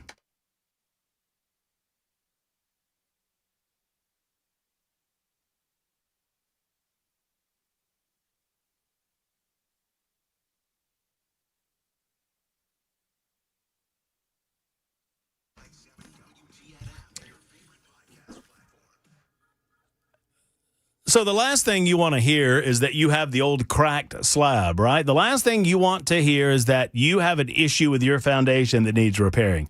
And I understand. And USS wants to tell you no. They want to come out and say, no, you don't have a problem. No, you're all good. No, we can't help you. That's USS's goal, right? I mean, it's odd for a company like USS, which specializes in foundation repair, waterproofing issues, and concrete leveling, for them to say that, but it's true. I mean, they love telling folks, no, you're good. No, you're okay. No, we're going to pack up and go home because you're fine. But if you've noticed the signs, odds are you've got something going on, and you need to address it early on because it's just going to become more expensive as the days become weeks, as the weeks become months, as the months become years. Let USS, the problem solvers, come out to your home. They've been doing this since 1994. They can help, friends. Homeowners simply trust USS. USSTN.com online, USSTN.com, or call 615-488-7855, 488-7855 for our friends at USS. Tell them Matt Murphy sent you to the one and only USS.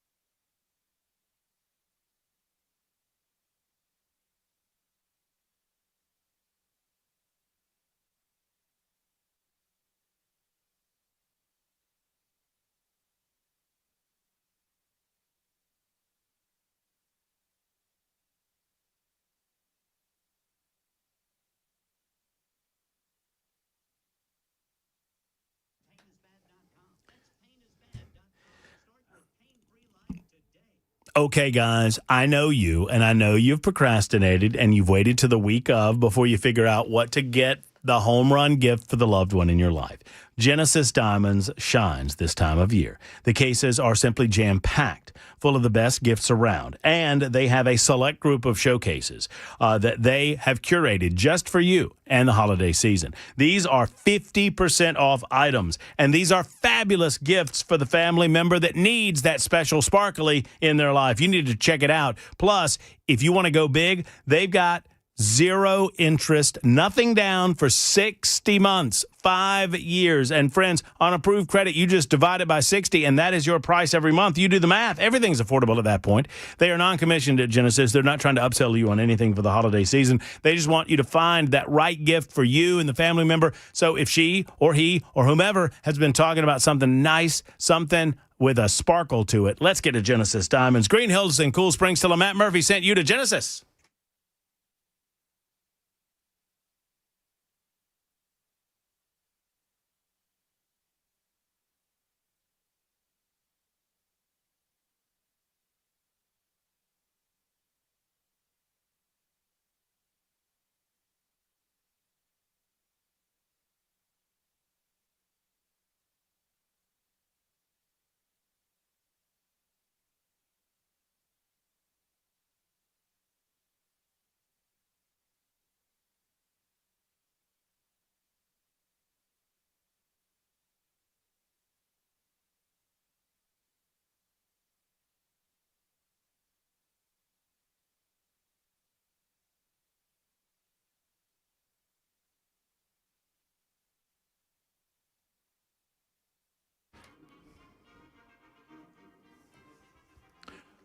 Ladies and gentlemen, Ken Weaver on horns. Way to go, Weaves. He would answer, but he's playing. Who thinks In-N-Out is American only lazy pep? In-N-Out at home on you own grill if you know fast cook grill specs, but lazy pep go out in duh. I'm just reading it as it comes in, y'all. It's been a long day. Not really, though. Actually, the day's kind of flown by. Then 1778 writes, you ordered the fries well done, not extra crispy is called. Well done, that's out, in, and out, says it. Also, you could ask for Christmas fries, and at that point, they will fill a whole bag full of fries for you. Christmas fries? That's what 1778 says. So, there you go. Kevin says, your biggest fan, Lily, my daughter, loves the Matt and Jackson banter. FYI, she's 14 and a diehard WTN Matt Murphy fan. Well, first off, to Kevin, I say I humbly and sincerely apologize for Jackson's potty mouth. I've tried to work with him. Oh, come on. I've begged him to stop cursing because I know that the little folks like to listen to the show, but he will not do so. Jackson, do you have any special message for young Lily, our favorite fan, 14 years of age? Thanks for listening. Thank you for listening. Don't take any wooden nickels, Lily. Merry Christmas. And don't root for the Vols, Lily. Go Vols. Maybe, maybe dance to the beat of your own tune. Perhaps go against the grain, Lily, and become a Georgia Bulldog fan. If you are a fan of the football. If you're a communist. Communist? Well, we do wear red. A lot of red. Better than that orange. Do you think that I'll sing Rocky Top if you get me liquored up enough on next Wednesday? Oh, that's the plan. Is it now? Oh, yeah. Uber and home is the plan? Yes. You can sleep on my sofa, but I think the bed might be dismantled by then, so. I got a floor for you. It's all good. I'll sleep on the couch here. Oh, yeah, that's true. I can sleep here, too. Yeah, Jeff says, Matt, the Jumbo House in Columbia is where you need to try. I've been told enough times now that I'm moving down that way that the Jumbo House is a place to go. It is a local burger joint. I mean, local burger joints, no offense to you In-N-Out cultists or any of you other cultists who are Whataburger people or whatever. I mean, I get it. I understand it. But you find a good local joint, and it's always going to be better. Always going to be better. Now, you've told me, and I need to go, that Hugh Baby's is your favorite. Yes. right? And I would say that's local. Yeah, that's local. I mean, what they have like 3 locations. Mm-hmm. Like, when do you? I've had this conversation in the past. When do you stop calling a place local and start calling it a chain? Like, I think, like it tells me she thinks ML Rose is a chain because there's like 5 locations. I'm like, no, it's not a chain. It's a local chain. It's local. Yeah, but that's different than like Olive Garden, right? Yeah, it ain't Chili's. Although Chili's, great burger. You're losing credibility. They used to serve a tuna steak. Made me real sick one time. Had to get off the Chili's for a long time. That is your fault. It was like a tuna. No. It was a tuna steak burger. That is your fault, Matt. Oh, so good. If you go to Chili's and order a tuna steak, you reap the rewards. I probably ate 20 of them, and then I got a bad one, and I was sick for a week and a half. I bet you were. I bet it was awful.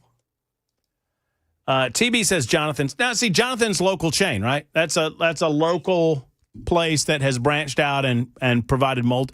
Yeah, see, that's a local place with multiple locations. When I think of chain, I think of franchisees. That could be right or wrong. Chris writes in and says, Jackson tries to be funny, and here there are 1,000 comedians out of work. Speaking of out of work comedians, Dusty Slay coming up Wednesday. We're going to have a good time on Wednesday without Jackson here. Dusty and I were having a good time. That's what Dusty likes to say. I saw Dusty at Zany's about 2 years ago, and we had a great time at his show. Dusty is my favorite Tennessee comedian, and I know that Nate Bargatze's from Tennessee.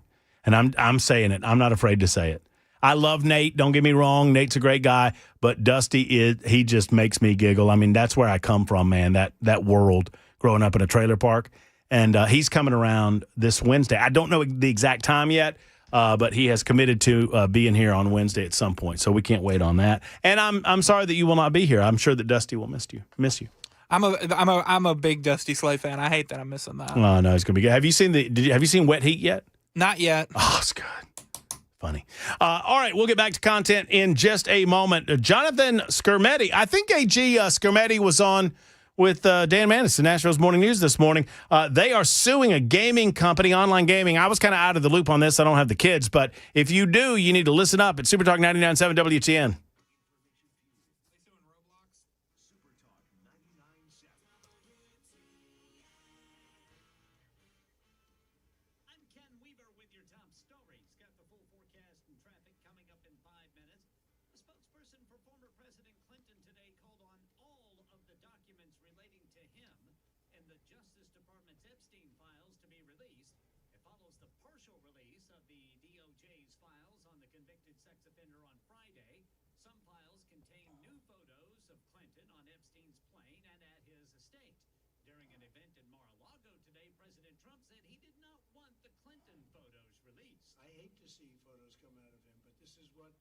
Democrats, mostly Democrats, and a couple of bad Republicans are asking for. So they give me their photos of me, too. Everybody was friendly with this guy.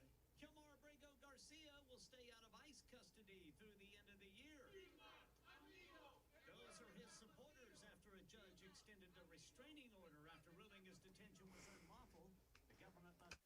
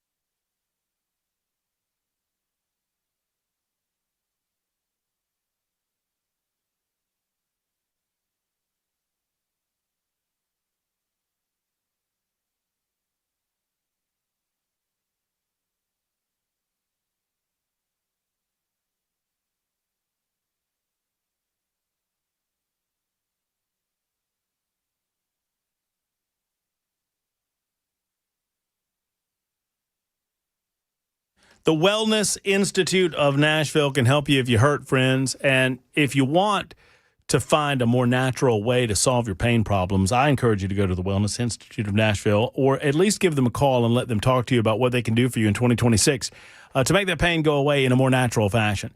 Sadly, back pain can be debilitating. I mean, that pain can just be life-altering, and in some cases, I'm sad to tell you, life-ending.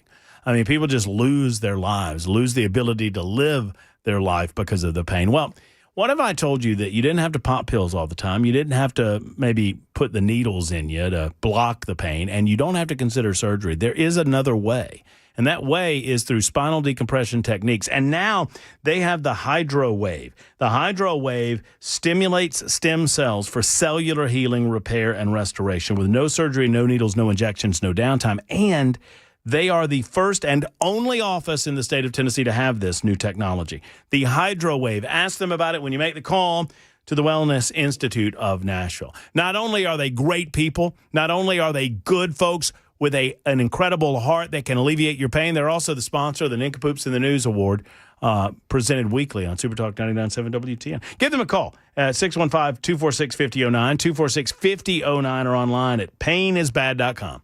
Painisbad.com for the Wellness Institute of Nashville.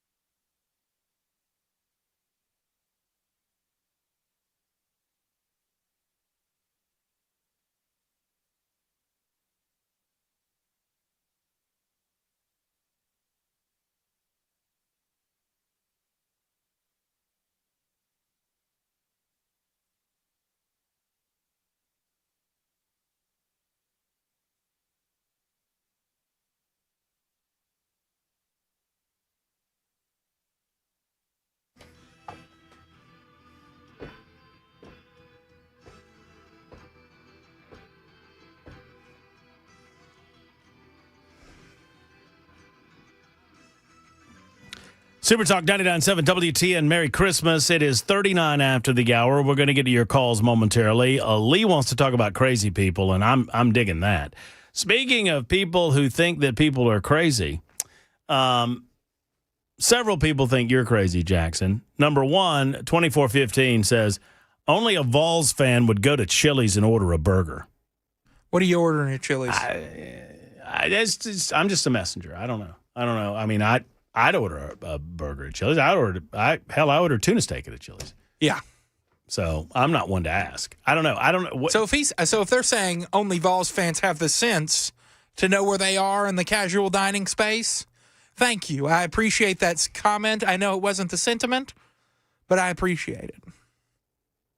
I feel like you're getting a little aggressive. I mean, they were just offering an opinion. And trust me, when I say you're getting aggressive, I know aggressive. I know when I jump the gun here. And then there's this. Guess who's listening? Our good friend Dusty Slay. Oh, he is. Yeah. And he has offered an opinion. And I hope that I'm okay to share this. Your sidekick. That's Is that you. me? That's you. Yes. Is insane to think Whataburger is better than Shake Shack. He wrote that. Hold on. Before you respond. Said, your sidekick is insane to think Whataburger is better than Shake Shack. Then he wrote, 10 minutes later, now that I know he's a fan, he's not insane. Just crazy. Perfect. So. I loved seeing him at Zany's a couple of years ago. It was awesome. Oh, he's so good. He's so funny in person. I love in-person comedy shows. I don't go to them enough. He was actually the last one I went and saw in person, and it was awesome. It was great. I saw him down at Beau Rivage. Well, my birthday weekend, and it was so funny. And I thought, because we had seen, I guess we had seen Wet Heat, and I was like, oh, well, we'll have seen all of that. No, it was all new. It was all different stuff. It's great. It's fabulous. That's what you want. And I've been taught. I'll ask Dusty about this on Wednesday, because I think it was him. It might have been another comedian. And you don't think this when you come out with a comedy special, you kind of have to retire that material. Oh, because everybody you expect that people that come to your shows have seen that, so you don't want. It's almost a retirement party for that good, solid material that you've been working. And now, I'm not saying this. I think these guys say this. We'll find out from Dusty coming up Wednesday. Willie, not as good with comebacks as Murphy is. Oh, well, thank you. Willie Nelson? I think he means you. Have you ever played Robux or Roblox? What is it? Roblox? No, I've never. I know what it is, but I never was in. It's a little like. Can you explain to me what it is? We talk about our generational gap. Yeah. This is like, I think the younger kids? I missed this by about 5 years, probably. 5 years to the younger? Yeah, I think this was big. A little after you. When I was in like college for like younger kids. Okay. So can you, screen that telephone call, and then maybe you can tell me what it is. Attorney General Jonathan Skrmetti is warning parents against gifting children Roblox or Robux. Is it Robux? I thought it was Roblox. Anyway, I'm reading from a Tennessee Star article that might have. It's Roblox, right? It is Roblox. So Okay. essentially, what it is, from what I understand, I've never played the game. I've never done anything on that. It's more of a platform than it is a. People create games, like big online games for you to go into and play on. Mm-hmm.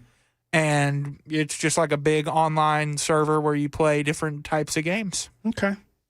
Well, the Attorney General, Jonathan Skrmetti, is now warning parents against allowing children Roblox for Christmas, as his office is suing the online gaming giant, Roblox, for allegedly deceiving families about the safety of its platform while exposing children to sexual content and predatory behavior in pursuit of profit. This last Thursday, I should say, Skrmetti's office, in conjunction with the Nashville-based firm Stranch, Jennings & Garvey, filed a lawsuit on behalf of the state of Tennessee against Roblox Corporation, alleging deceptive and unfair business practices that endanger children.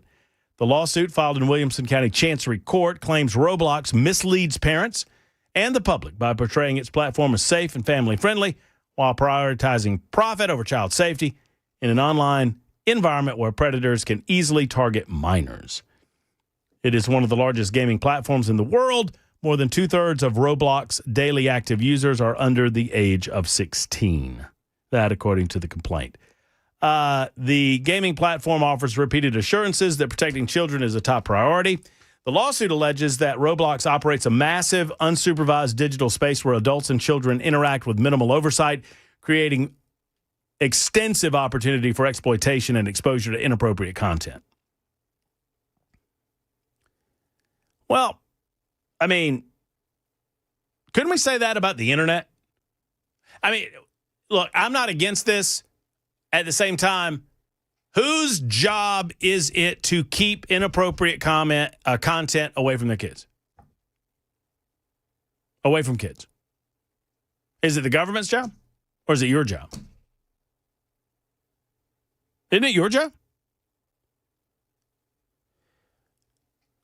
Could you not say, why isn't, once again, I'm not knocking it. I'm just asking questions, y'all. Why isn't Jonathan Skrmetti suing the internet?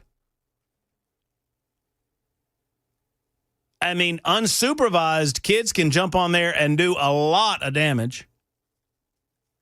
Now, remains to be seen what happens here. I've long said that we should have some sort of limit on the ability for young people to get on the internet at all. I wouldn't have a problem making the internet 16 and up. If you're under the age of 16, you don't get on the internet at all. But what about the school reports? Go to the library. But what about it? Get an encyclopedia. Right? I think that Pandora's box is already open. Well, shut it down. Because I never used an encyclopedia. You know, they used to print the internet out for everyone. They called them encyclopedia. Yeah, I know. I've seen one. I've looked in it. Have you? I've felt one in my hand. But for school reports, it was always the internet. You just type in, and now you just like, Grok, write a report for me. Boop. God, can you imagine being a teacher nowadays? Having to deal with that? I feel like AI's really easy to detect, especially with kids that are not the brightest. I mean, I feel like AI is like the modern version of what the calculator was. Like when we were kids, the math teacher was like, you better learn this math. And I'm like, why do I have to learn the math? The calculator's here. Well, you're not always going to have that calculator. And then I now hold up my phone and go, you're not going to always have a computer in your pocket. Oh, really? Look, got one. Now it's the same for reading comprehension and writing.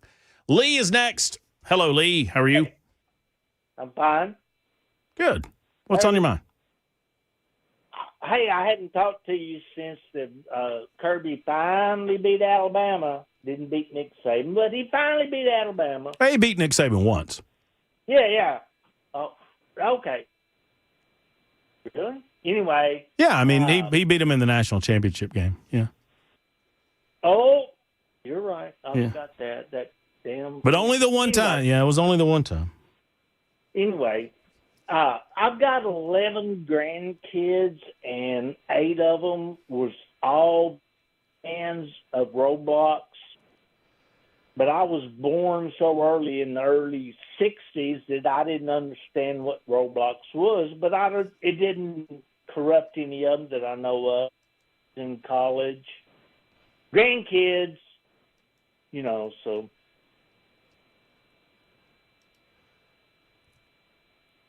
Lee, have I lost you? Was that it? No, I'm here. Oh, okay. Here. Okay, so you kind of missed that. No. Yeah, I missed everything you said but anyway, I was just calling to say, hey, I've been listening to WTN since the days of G. Gordon Liddy, and I love Phil Valentine. Met him at Nashville Speedway back when Diamond Gusset Jeans was sponsoring them. Nice. And he was good, but I like you too. You're different. You're not him, but you're as well as him. So, I haven't told you welcome to Nashville, and you was talking about the hamburgers when I told you and Jay ride your motorcycles up here sometime to the Corvette Museum. I'll get you some backstage passes, and then go to Dubby's in Tompkinsville, Kentucky for the best hamburger you'll ever eat. Dubby's. Duddies. Dubby's, Dobies. Dubby's. It's just north of Lafayette, Tennessee. D-O-B? D-O-B. Okay, but it's pronounced Dubbies? Dubby's. Okay. Delta. Oh, are you saying Victor? Yeah. Oh, yes, okay. yes. Dovies. Okay, I got it now. Yes, I thought you were saying Bravo. Okay. I got it now. No, not Bravo. Yeah, you got it. Lee, listen, you're too kind. I don't deserve those kind words. We try. Yeah, you do. You're well, good. You're well, good. Thank you. I like you. I Thank listen to you and understand I'm in Kentucky, a little bit, but I know more about Nashville than I do here.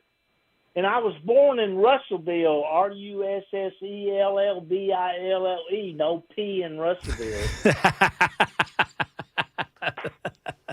Hey, y'all have a Merry Christmas. I like Jackson. I think y'all should. Thanks, Lee. Lee, you made me LOL. Not many people do that on the radio. Thank you for your call. I'm going to get out of here. That's funny. No P in Russellville. I like that. No P in Thompson either. THOMSON. And as far, there's only one Phil Valentine. Phil Valentine was the best. Phil Valentine was the greatest. I will never consider that I'm in the same arena as Phil Valentine. I try to do my own thing. We try to have a good time. We try to inform the public. I get very passionate about issues that I believe in, and I can abide differences of opinion. I just don't understand stupid arguments, and sometimes I get caught on that, and that annoys people. It is what it is. Lindsay will finish up the day. Lindsay, it's been a month of Sundays since we've spoken. Yes, sir. It has been a while. How are you? I'm well, thank you. Good. I heard you say earlier you were going to address the subject of craziness. Well, okay. I'm going to roast you now. Okay. You roasted me on the air when you had your long locks for Trump, and one of the suggestions was let some of the Super Talk guys cut your hair. And you said, I don't know, have you met some of our listeners? Have you met Lindsay? I wouldn't want her anywhere near my head with a pair of scissors. Poor kid even offered you, like, clippers or something, an electric razor. And you're like, no way. Yeah. Now, what did I do? I stand by it, Lindsay. What did I do to earn that? Well, you mistakenly, in my opinion, just hear me out now. You assume that when I say that somebody's crazy, that I'm insinuating that's a bad thing. I don't insinuate that. There's some good kind of crazy out there. And I think you're the good kind of crazy, Lindsay. You did say I love you, but.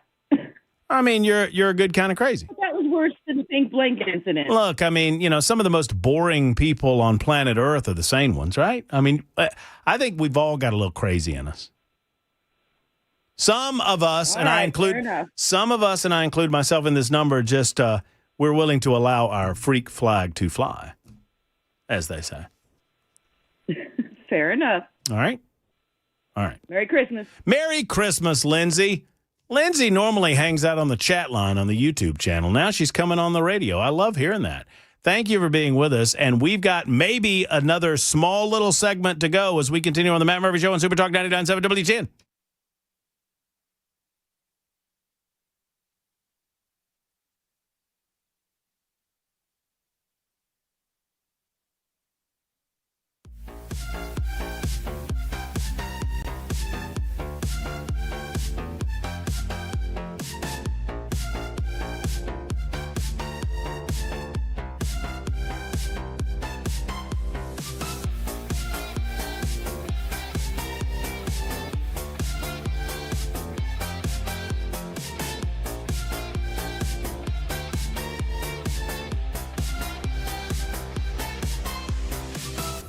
Selling your home can be stressful, but it doesn't have to be. Get a guaranteed offer from Mark Spain Real Estate. There are no showings, no open houses, no stress. Work with the #1 real estate team in the U.S. and close with confidence. Go to markspain.com today.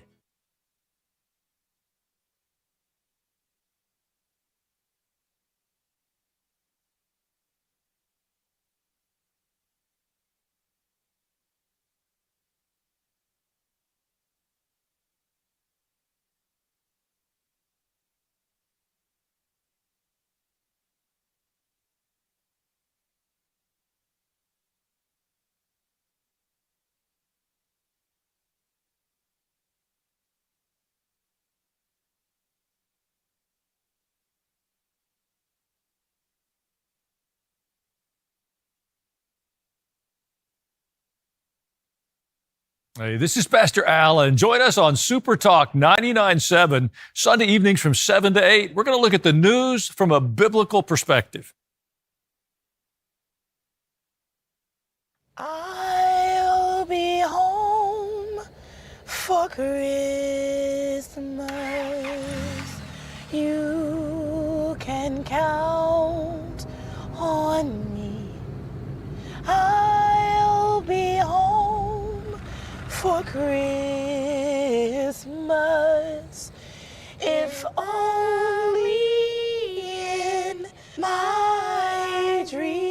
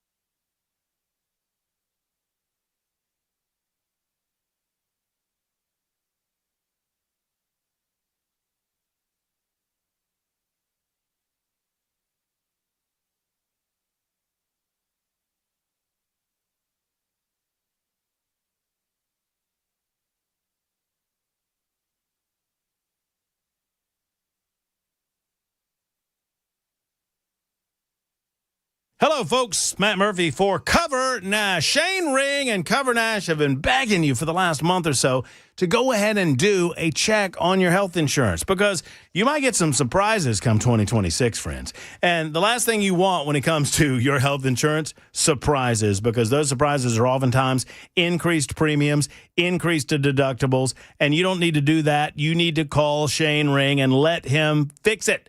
He can help by shopping the entire healthcare industry market available to you. He can find the best deal possible, cutting your costs by 40 to 60% off, keeping any doctor, any hospital, and skipping the government red tape. If you're self-employed, if you're uninsured, or if you're simply tired of paying too much, call today. 615-465-0023. There's still time. 615-465-0023. Or go online to covernash.com. You can schedule an appointment. You can go see Shane in person in his Brentwood office or do it all on the phone. Real health coverage on your terms, not on the terms of the government. It's the one and only Cover Nash.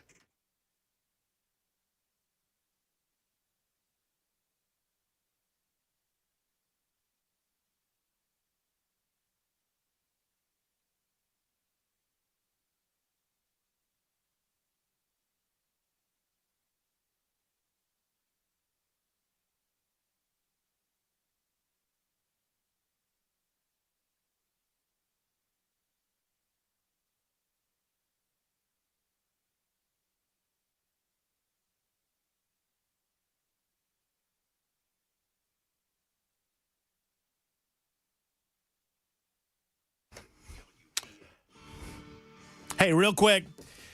So 8726 says, if we follow your line of thinking, it's not the government's job to keep our kids away from tobacco and alcohol. So repeal all of the laws against selling or distributing alcohol, tobacco, or even pot to minors. It's the parents' job to be with their children 24/7. No, that doesn't make any sense. The internet's not sold to children either. Gaming systems are not sold to minors either. These things are sold to parents who then buy those things and grant access to their kids. My suggestion is that, like alcohol, parents can buy alcohol and take it home. And if the kids get into the alcohol, it's not the liquor store's fault. So, I think it's a worthwhile debate, and I'm not against monitoring it, but we'll keep a monitor on it. We'll talk about it tomorrow. Until then, have a great evening, folks. Hug your loved ones. So long, everybody.